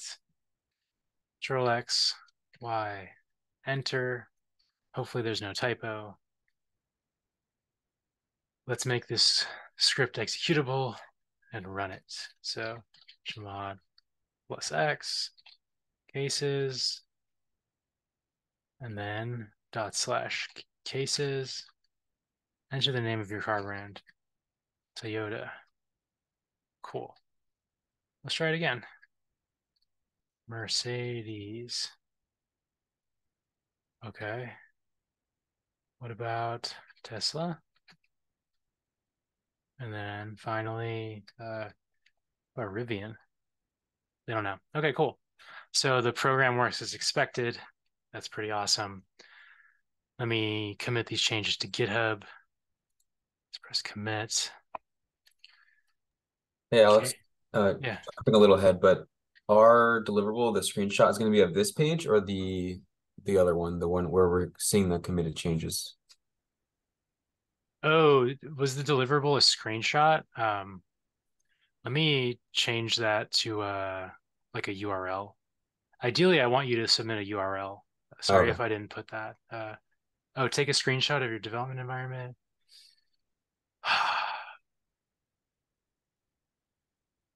Yeah, I messed up. Yeah, you can just upload that. But yeah, ideally it would have been a link to the repo. So I might send out an announcement on Canvas. So I'd say just hold off, to be honest. Okay, sounds good. Yeah. Thanks for pointing that out. Okay, that was cases. Oops. Next we got loops. This is a pretty cool and important part of scripting, programming, coding in general, looping through things. It's kind of the building blocks of automation. You're able to take like a list of stuff and do work on that whole list. You just like, for every item in this list, do something, which is pretty cool. And let's do the simplest example of just outputting the name of a group of people. So let's create a new file called looping names. And then I'm going to open this with the user interface. Let's add a shebang.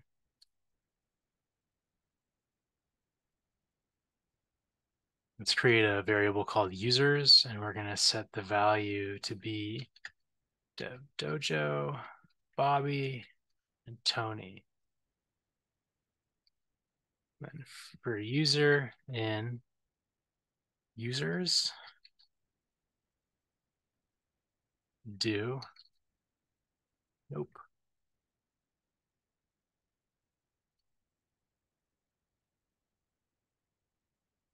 Echo user.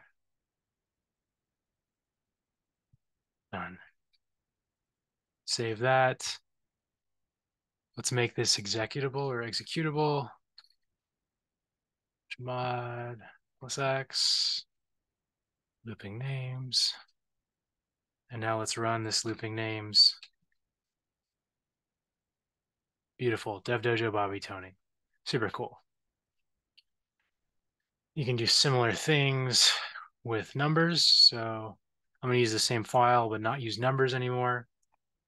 So we'll do for num in 1 to 10, do echo the number. So just kind of printing out the number for each number. Nothing too crazy. Let's see what that does. Awesome. It just loops everything from 1 to 10. Similarly, you can do kind of other looping without a for. So instead of for each item in a list, you can do while some condition is true, do things. And so as soon as that condition is no longer true, it'll stop. So I'd encourage you to check out while loops. Let's create one real quick. Touch while looping.sh. I'm going to do this one with nano. As always, we need that shebang. Then let's create a variable called counter and set it to 1. And so while the counter variable is less than or equal to 10, let's do something. And that specific thing we're going to do is echoing the counter. And then after echoing the counter, we're going to increment it by 1. That's what this kind of shorthand notation means. And then done. And then we're going to repeat that loop so long as the counter is less than or equal to 10. So let's save this, make it executable, and then run it. Oops, come on.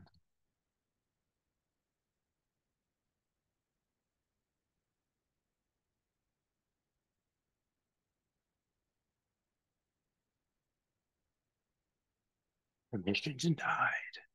And so you can see this happens because I did chmod uppercase X instead of lowercase x. That has a slightly different meaning. So let's try this again. Awesome. If you want to change this to a different number, say 20, save it. You can run it again. Now it'll loop until 20. Cool.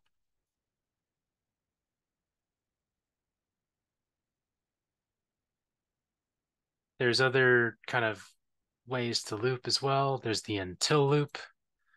Let's quickly do that. For that, let's create a new file called touchuntil.sh.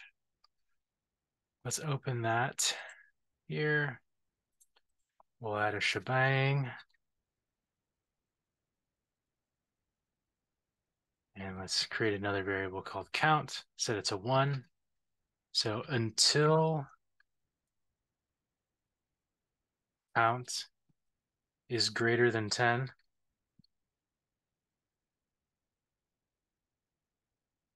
do this. Specifically, echo count, and then increment count. Done. So let's make this executable.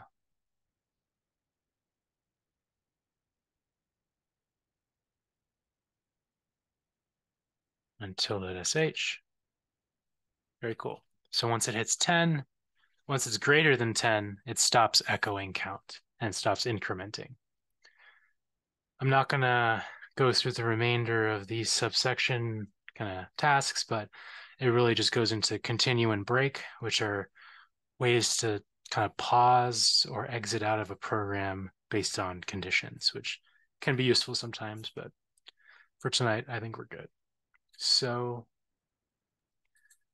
that was bash loops. Now we got bash functions, some debugging and testing, creating commands, and then you're off to the races. Let me save these changes to GitHub. Lots of looping. And let's sync these changes.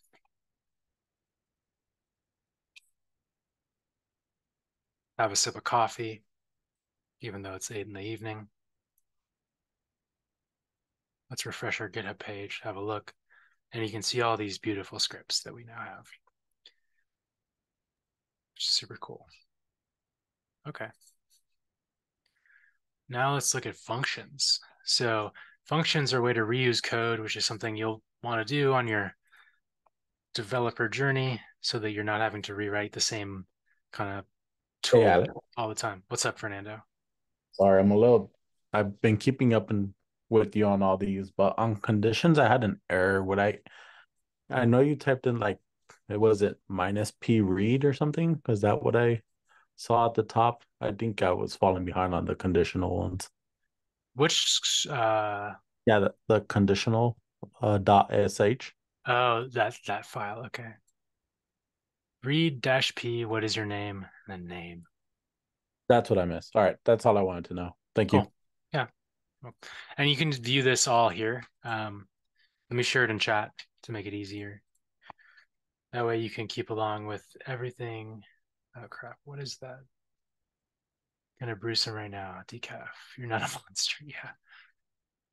I started work at 7:30 today, so I'm a monster.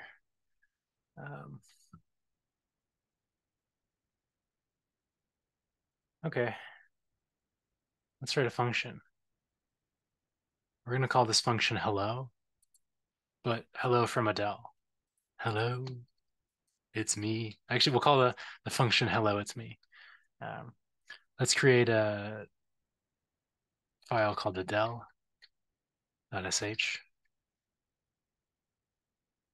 Let's open adele.sh with nano. Let's add a shebang.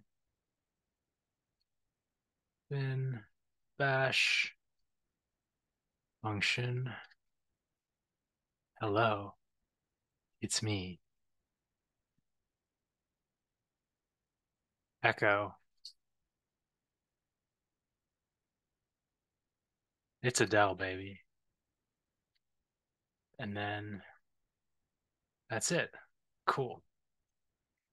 And now let's invoke that function in the bottom. Hello, it's me.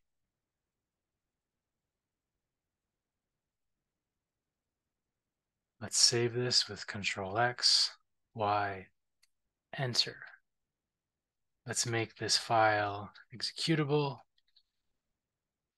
And then let's run this file. It's Adele, baby. And so you can see we have a function, which is pretty nice. We could reuse that function if we wanted to. You can also pass arguments to functions like you would with scripts. So that's super helpful. That's really it for functions for this one. But let's see if we can have a little more fun. Hello, it's me. It's $1, baby.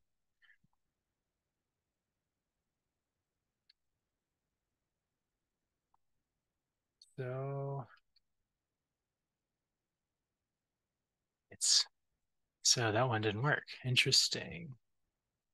Let's try. Do we need to do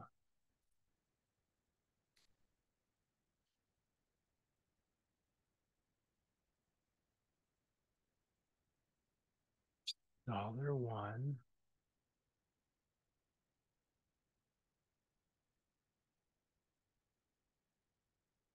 Interesting. Oh, hello, it's me. Haka. I was putting it in the wrong place. Nice. I guess if you now updated this to be perhaps $1, would that work as well? Or then we could pass it here. Yeah, nice. So there's different ways you can do it. You can kind of abstract out that variable even further. It really kind of just depends on your need. But in general, hard coding is not encouraged, so it's nice to have variables when possible. So those are bash functions.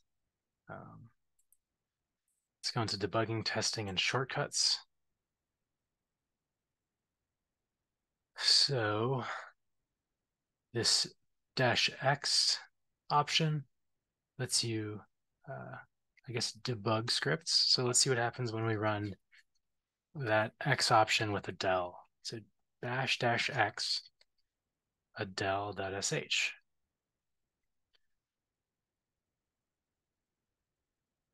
So it's kind of showing you the logic that's running, like what will be printed out without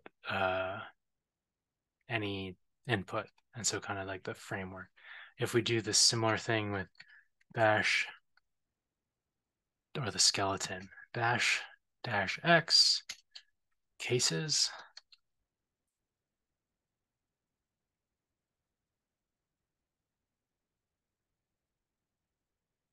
So that one, because it's an interactive prompt, it kind of shows you the debugged branch that you select, but not all branches. So it kind of just depends. That's cool. There's some other tools linked in this textbook for debugging scripts. I don't have much experience using shell check, but I encourage you to check it out. Might be cool. Some quick shortcuts that you might want to investigate or remember, things like Control K to delete everything from the cursor to the end of the line, Control W to delete one word back, stuff like that, Control Q, Control C to kind of terminate the current command, things like clean to just make things cleaner, or clear, excuse me, to make things cleaner. But yeah, this is kind of another short lesson or sub-lesson, really more just giving you some tools in case things break, because they will eventually. Coming up in the last section for tonight, this one is kind of like an optional one just because it's a little outside the scope of what you will be doing this semester or next. This is a little more on the computer science networking side of things. So to be honest, we can just skip this one because I think it'll take more explaining and probably confuse you all more than anything. So this last section of the kind of main lab is kind of misleadingly titled. I feel like you've been creating bash scripts all day or all night, but I guess this is the first bash script that you're going to create from scratch, quote unquote. We're going to use the script to check system settings about our computer. You could see how this sort of program could be applied to data, maybe checking metadata about the projection, the size, the range of values, things like that. Similar concepts could be applied across different types of things that you want to just track.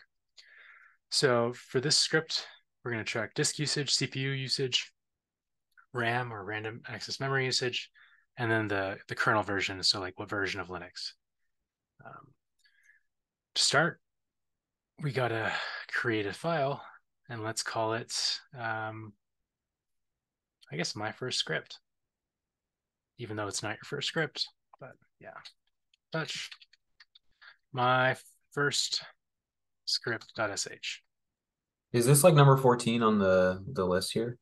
It's actually 15. So I skipped 14 just because it's kind of whatever. I mean, it's like, feel free to do it, but also feel free to skip it. It's kind of outside the scope of this class, talking about concepts that I don't expect any of you to really care about or learn or know. So that's good. Yeah. Thanks for checking.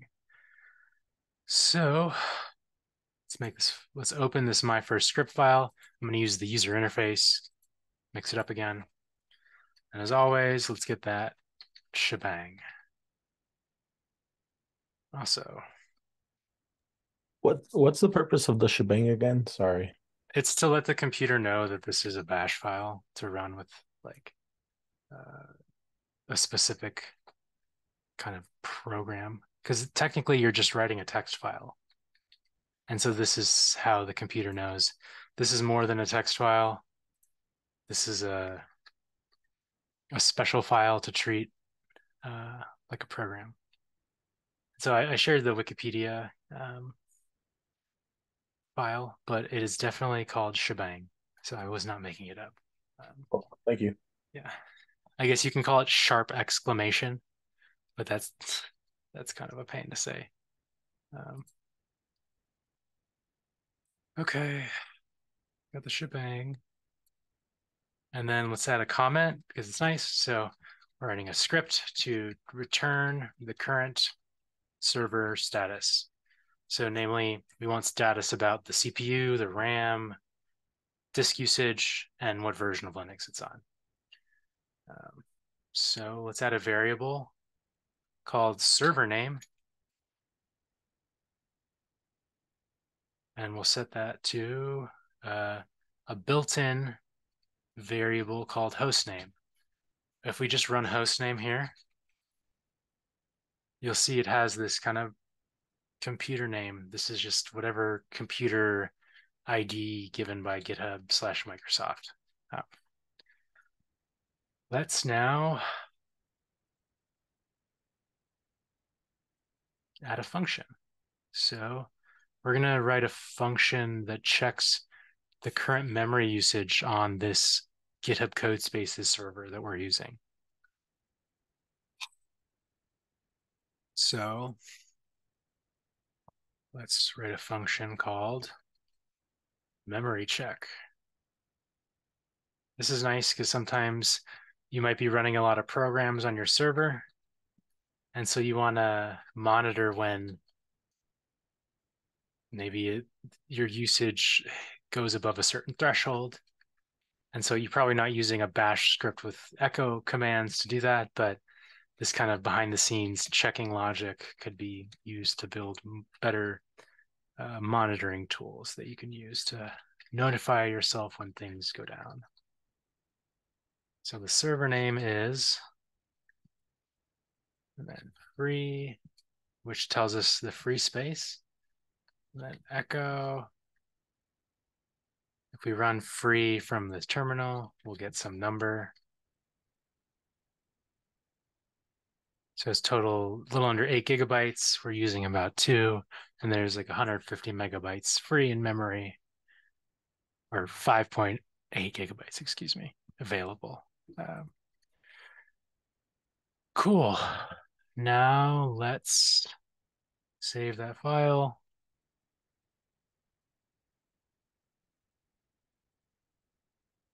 And actually, let's call that function as well. Memory check. And now let's run or make this file executable with my first script.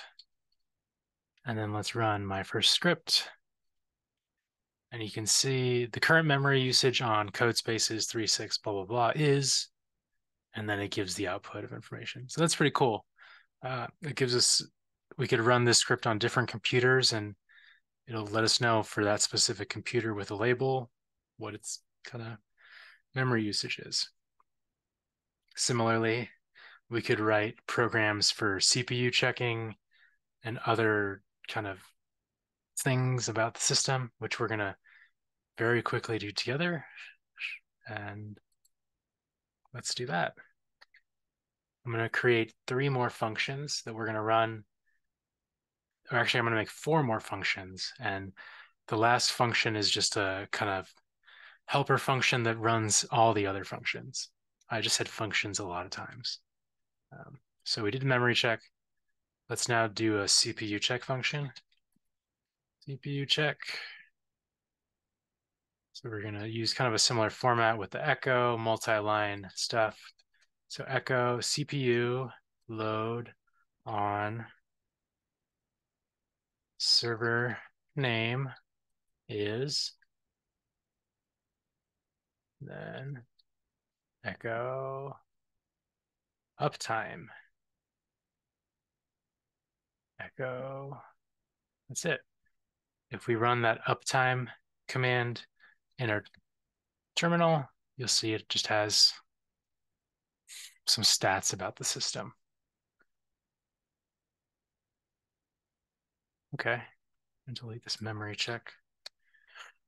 Invocation, let's do a function called TCP check, which is another kind of servery setting that system administrators care about. I'm not expecting you to really care about it.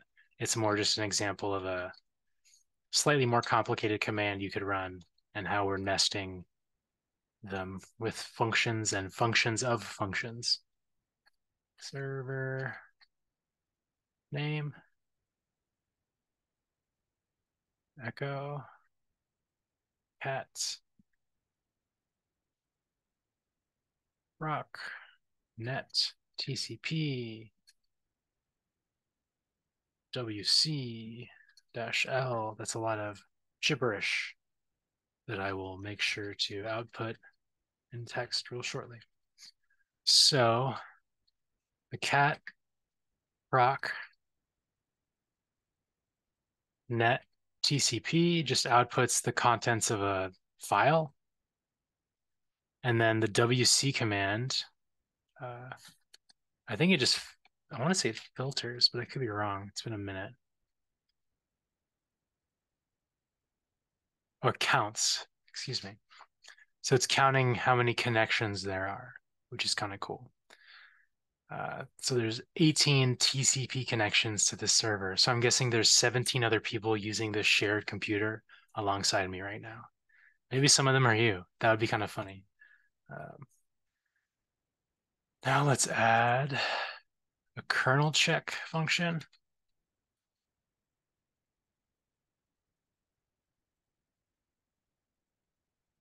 Echo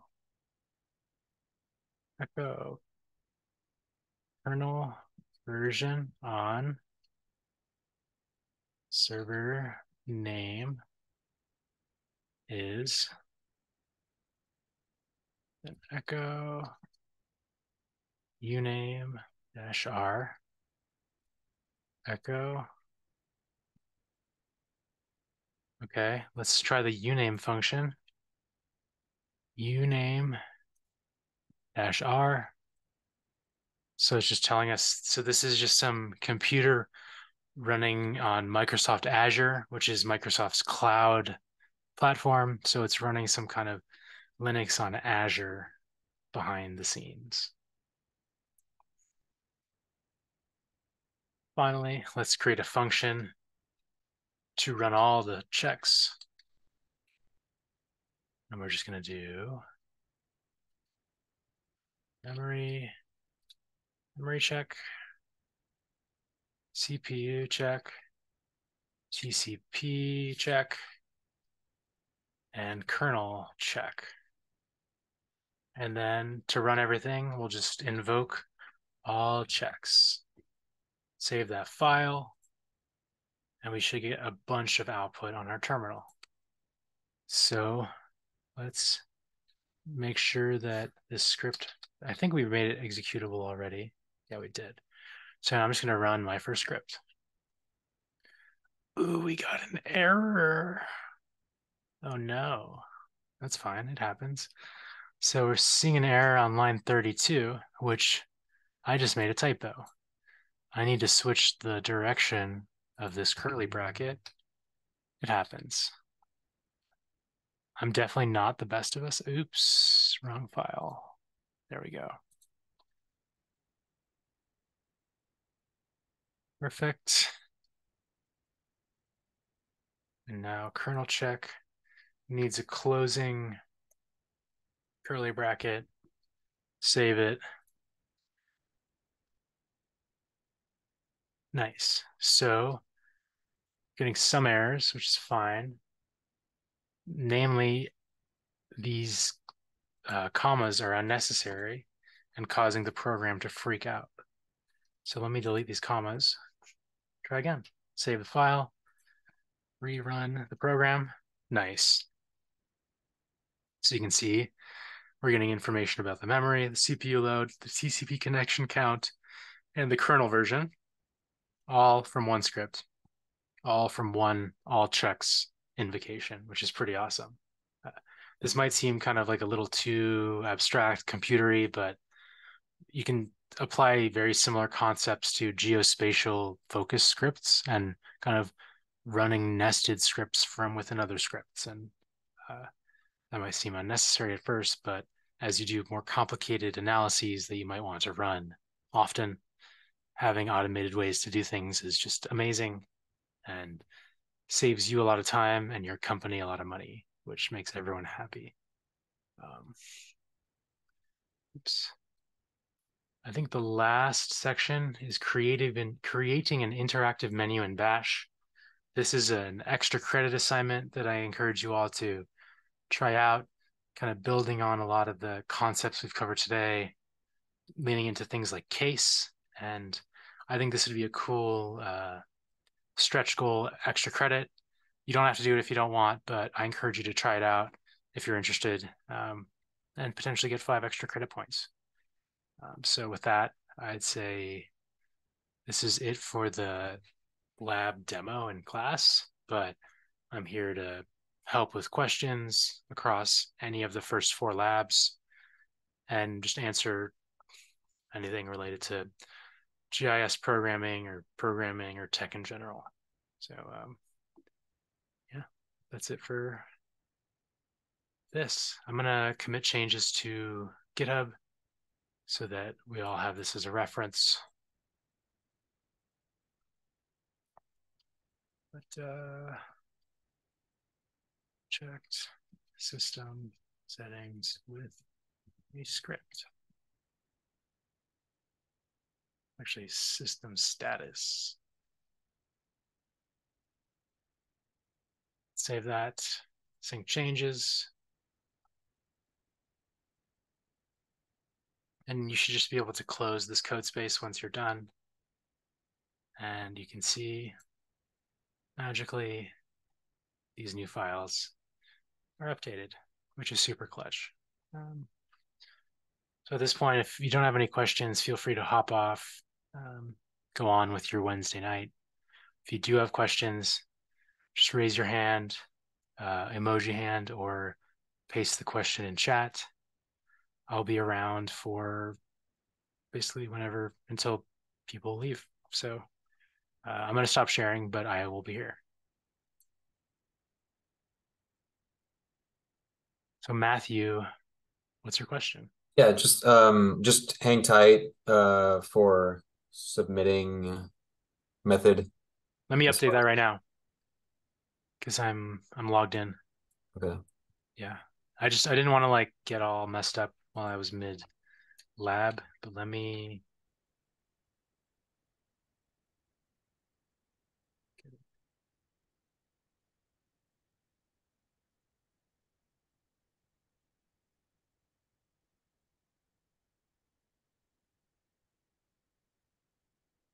Lab 4.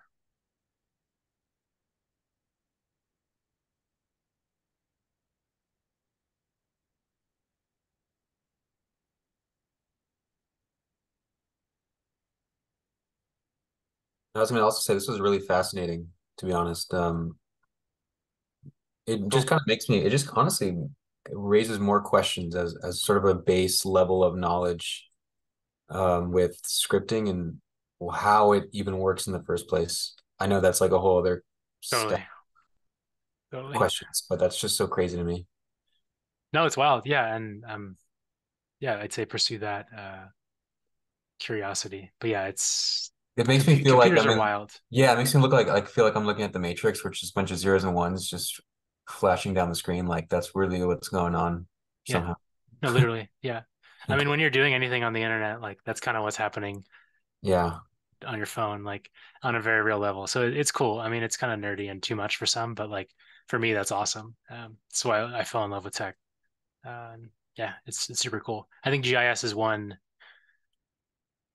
small part of tech as a whole, but there's so much crazy, interesting computer things going on that I'd say another thing I'd just encourage you all is don't limit yourself to just GIS because there's really cool jobs out there that value your skill set as well. That might not be like GIS analyst or whatever, but You might do some spatial things too, but there's also a lot of other kind of computer things you'll be doing. So part of me teaching these things is also just trying to raise awareness for useful skills across GIS and non-GIS jobs. Yeah. Sounds good. I'm gonna hop off, Alex. Are you gonna be, or we're not gonna see you until another 2 weeks? Yeah, I'll be posting stuff on Discord, like memes or whatever, and then I'll share extra credit things on what's it called? Canvas. So there's already the PostGIS one, but I'll do another one for the following week. I have to kind of create that assignment. Sweet. Awesome. See you in a couple weeks. Yeah, and I'm updating Canvas now, so you should have Yeah, updated. I got it. Yeah. Yeah. Cool. Thanks. Good You're night. welcome. See ya.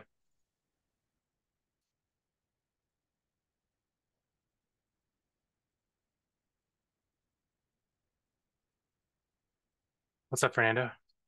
I have a quick question, but I'm assuming you're gonna want me to share screen, so let me join the Zoom from my other computer. Okay, cool. I'll be If here. someone else has a question, they can jump in front of me. No questions. Good night. Good night. See ya.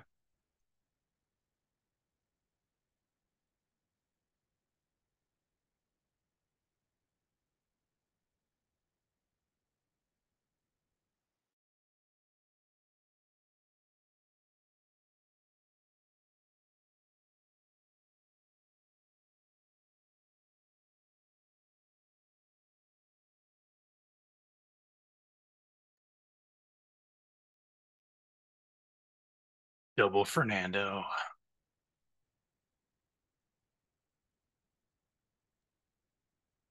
Okay, I'm Echo Fernando. Echo like our command, right? Yeah. Infinite loop of Fernando echoing. Yeah.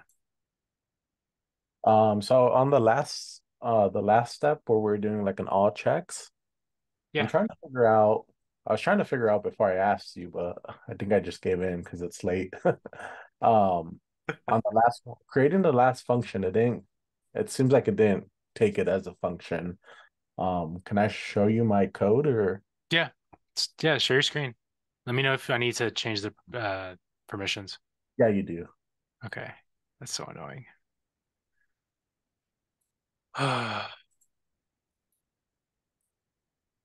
Okay, you should be good. Should be good.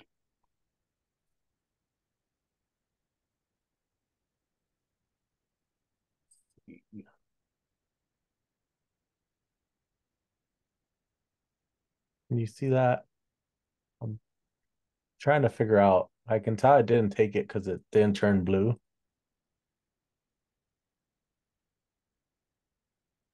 But maybe it's something I did wrong. Yeah, I'm looking and I think that there's an error with one of the curly brackets. It seems like kernel watch or kernel check. Like you see how your left curly bracket is red at the top, like on line 28. Oh yeah. I feel like it's missing a closure, possibly, or not. Because usually when you click, like go to the TCP check and click on line 22, click the curly bracket. You see how it automatically highlights on 26? Yes. So I'm surprised why it's not doing that it seems like it's not registering for some reason. Yeah, try that. Now, do you see how there's extra or no? Is that red? Is this the kernel check was supposed to return this down here? Or no? A little more. It returns like kernel version on server name, so it's not working for you. Okay. Echo. Can you just delete it and rewrite it? I think it's probably just some kind of silly typo that I can't see because I see it. I see it. You need extra exclamation points on line 31. Or not exclamation points, quotation marks. You need and then a space between echo. So it's like echo space quote quote. My fault. No There. worries. Now save it and run it and you should be good. Oh, It's, and it it's fixed up. usually a typo like this, yeah.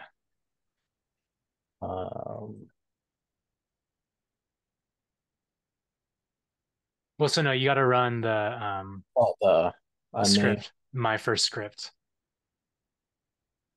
Oh, okay. I see what you're saying. Yeah, so like my first script will now run all four of those at once or in order. Yeah. Oh, so did you make it executable? Like the chmod plus X Oh, I have to do dot. dot slash or dot sh? Yeah. Hmm, Try dot slash my first script. Sorry. All the little things that I was doing, you always choke in front of the professor. No, totally. There we go. There we go. Nice. Okay, yeah, it's working. Okay. Perfect. That's all I had. Sick. Okay, cool. Yeah, no, you're good. Um, yeah, but yeah, this is what it's going to be like as you're learning, and even once you learn, it's usually these kind of errors that pop up that are just like, "What am I missing?" And then someone else sees it in like 2 seconds. Right on.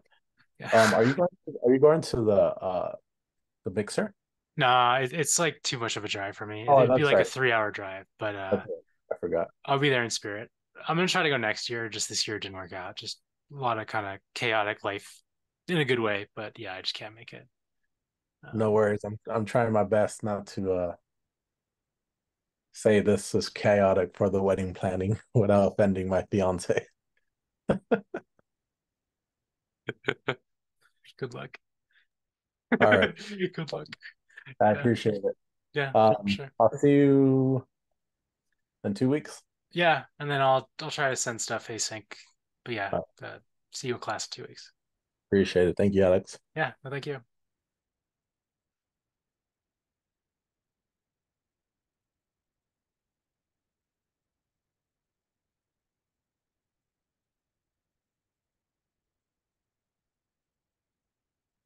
Hey, Rithu, do you have any questions? Or are you just hanging out?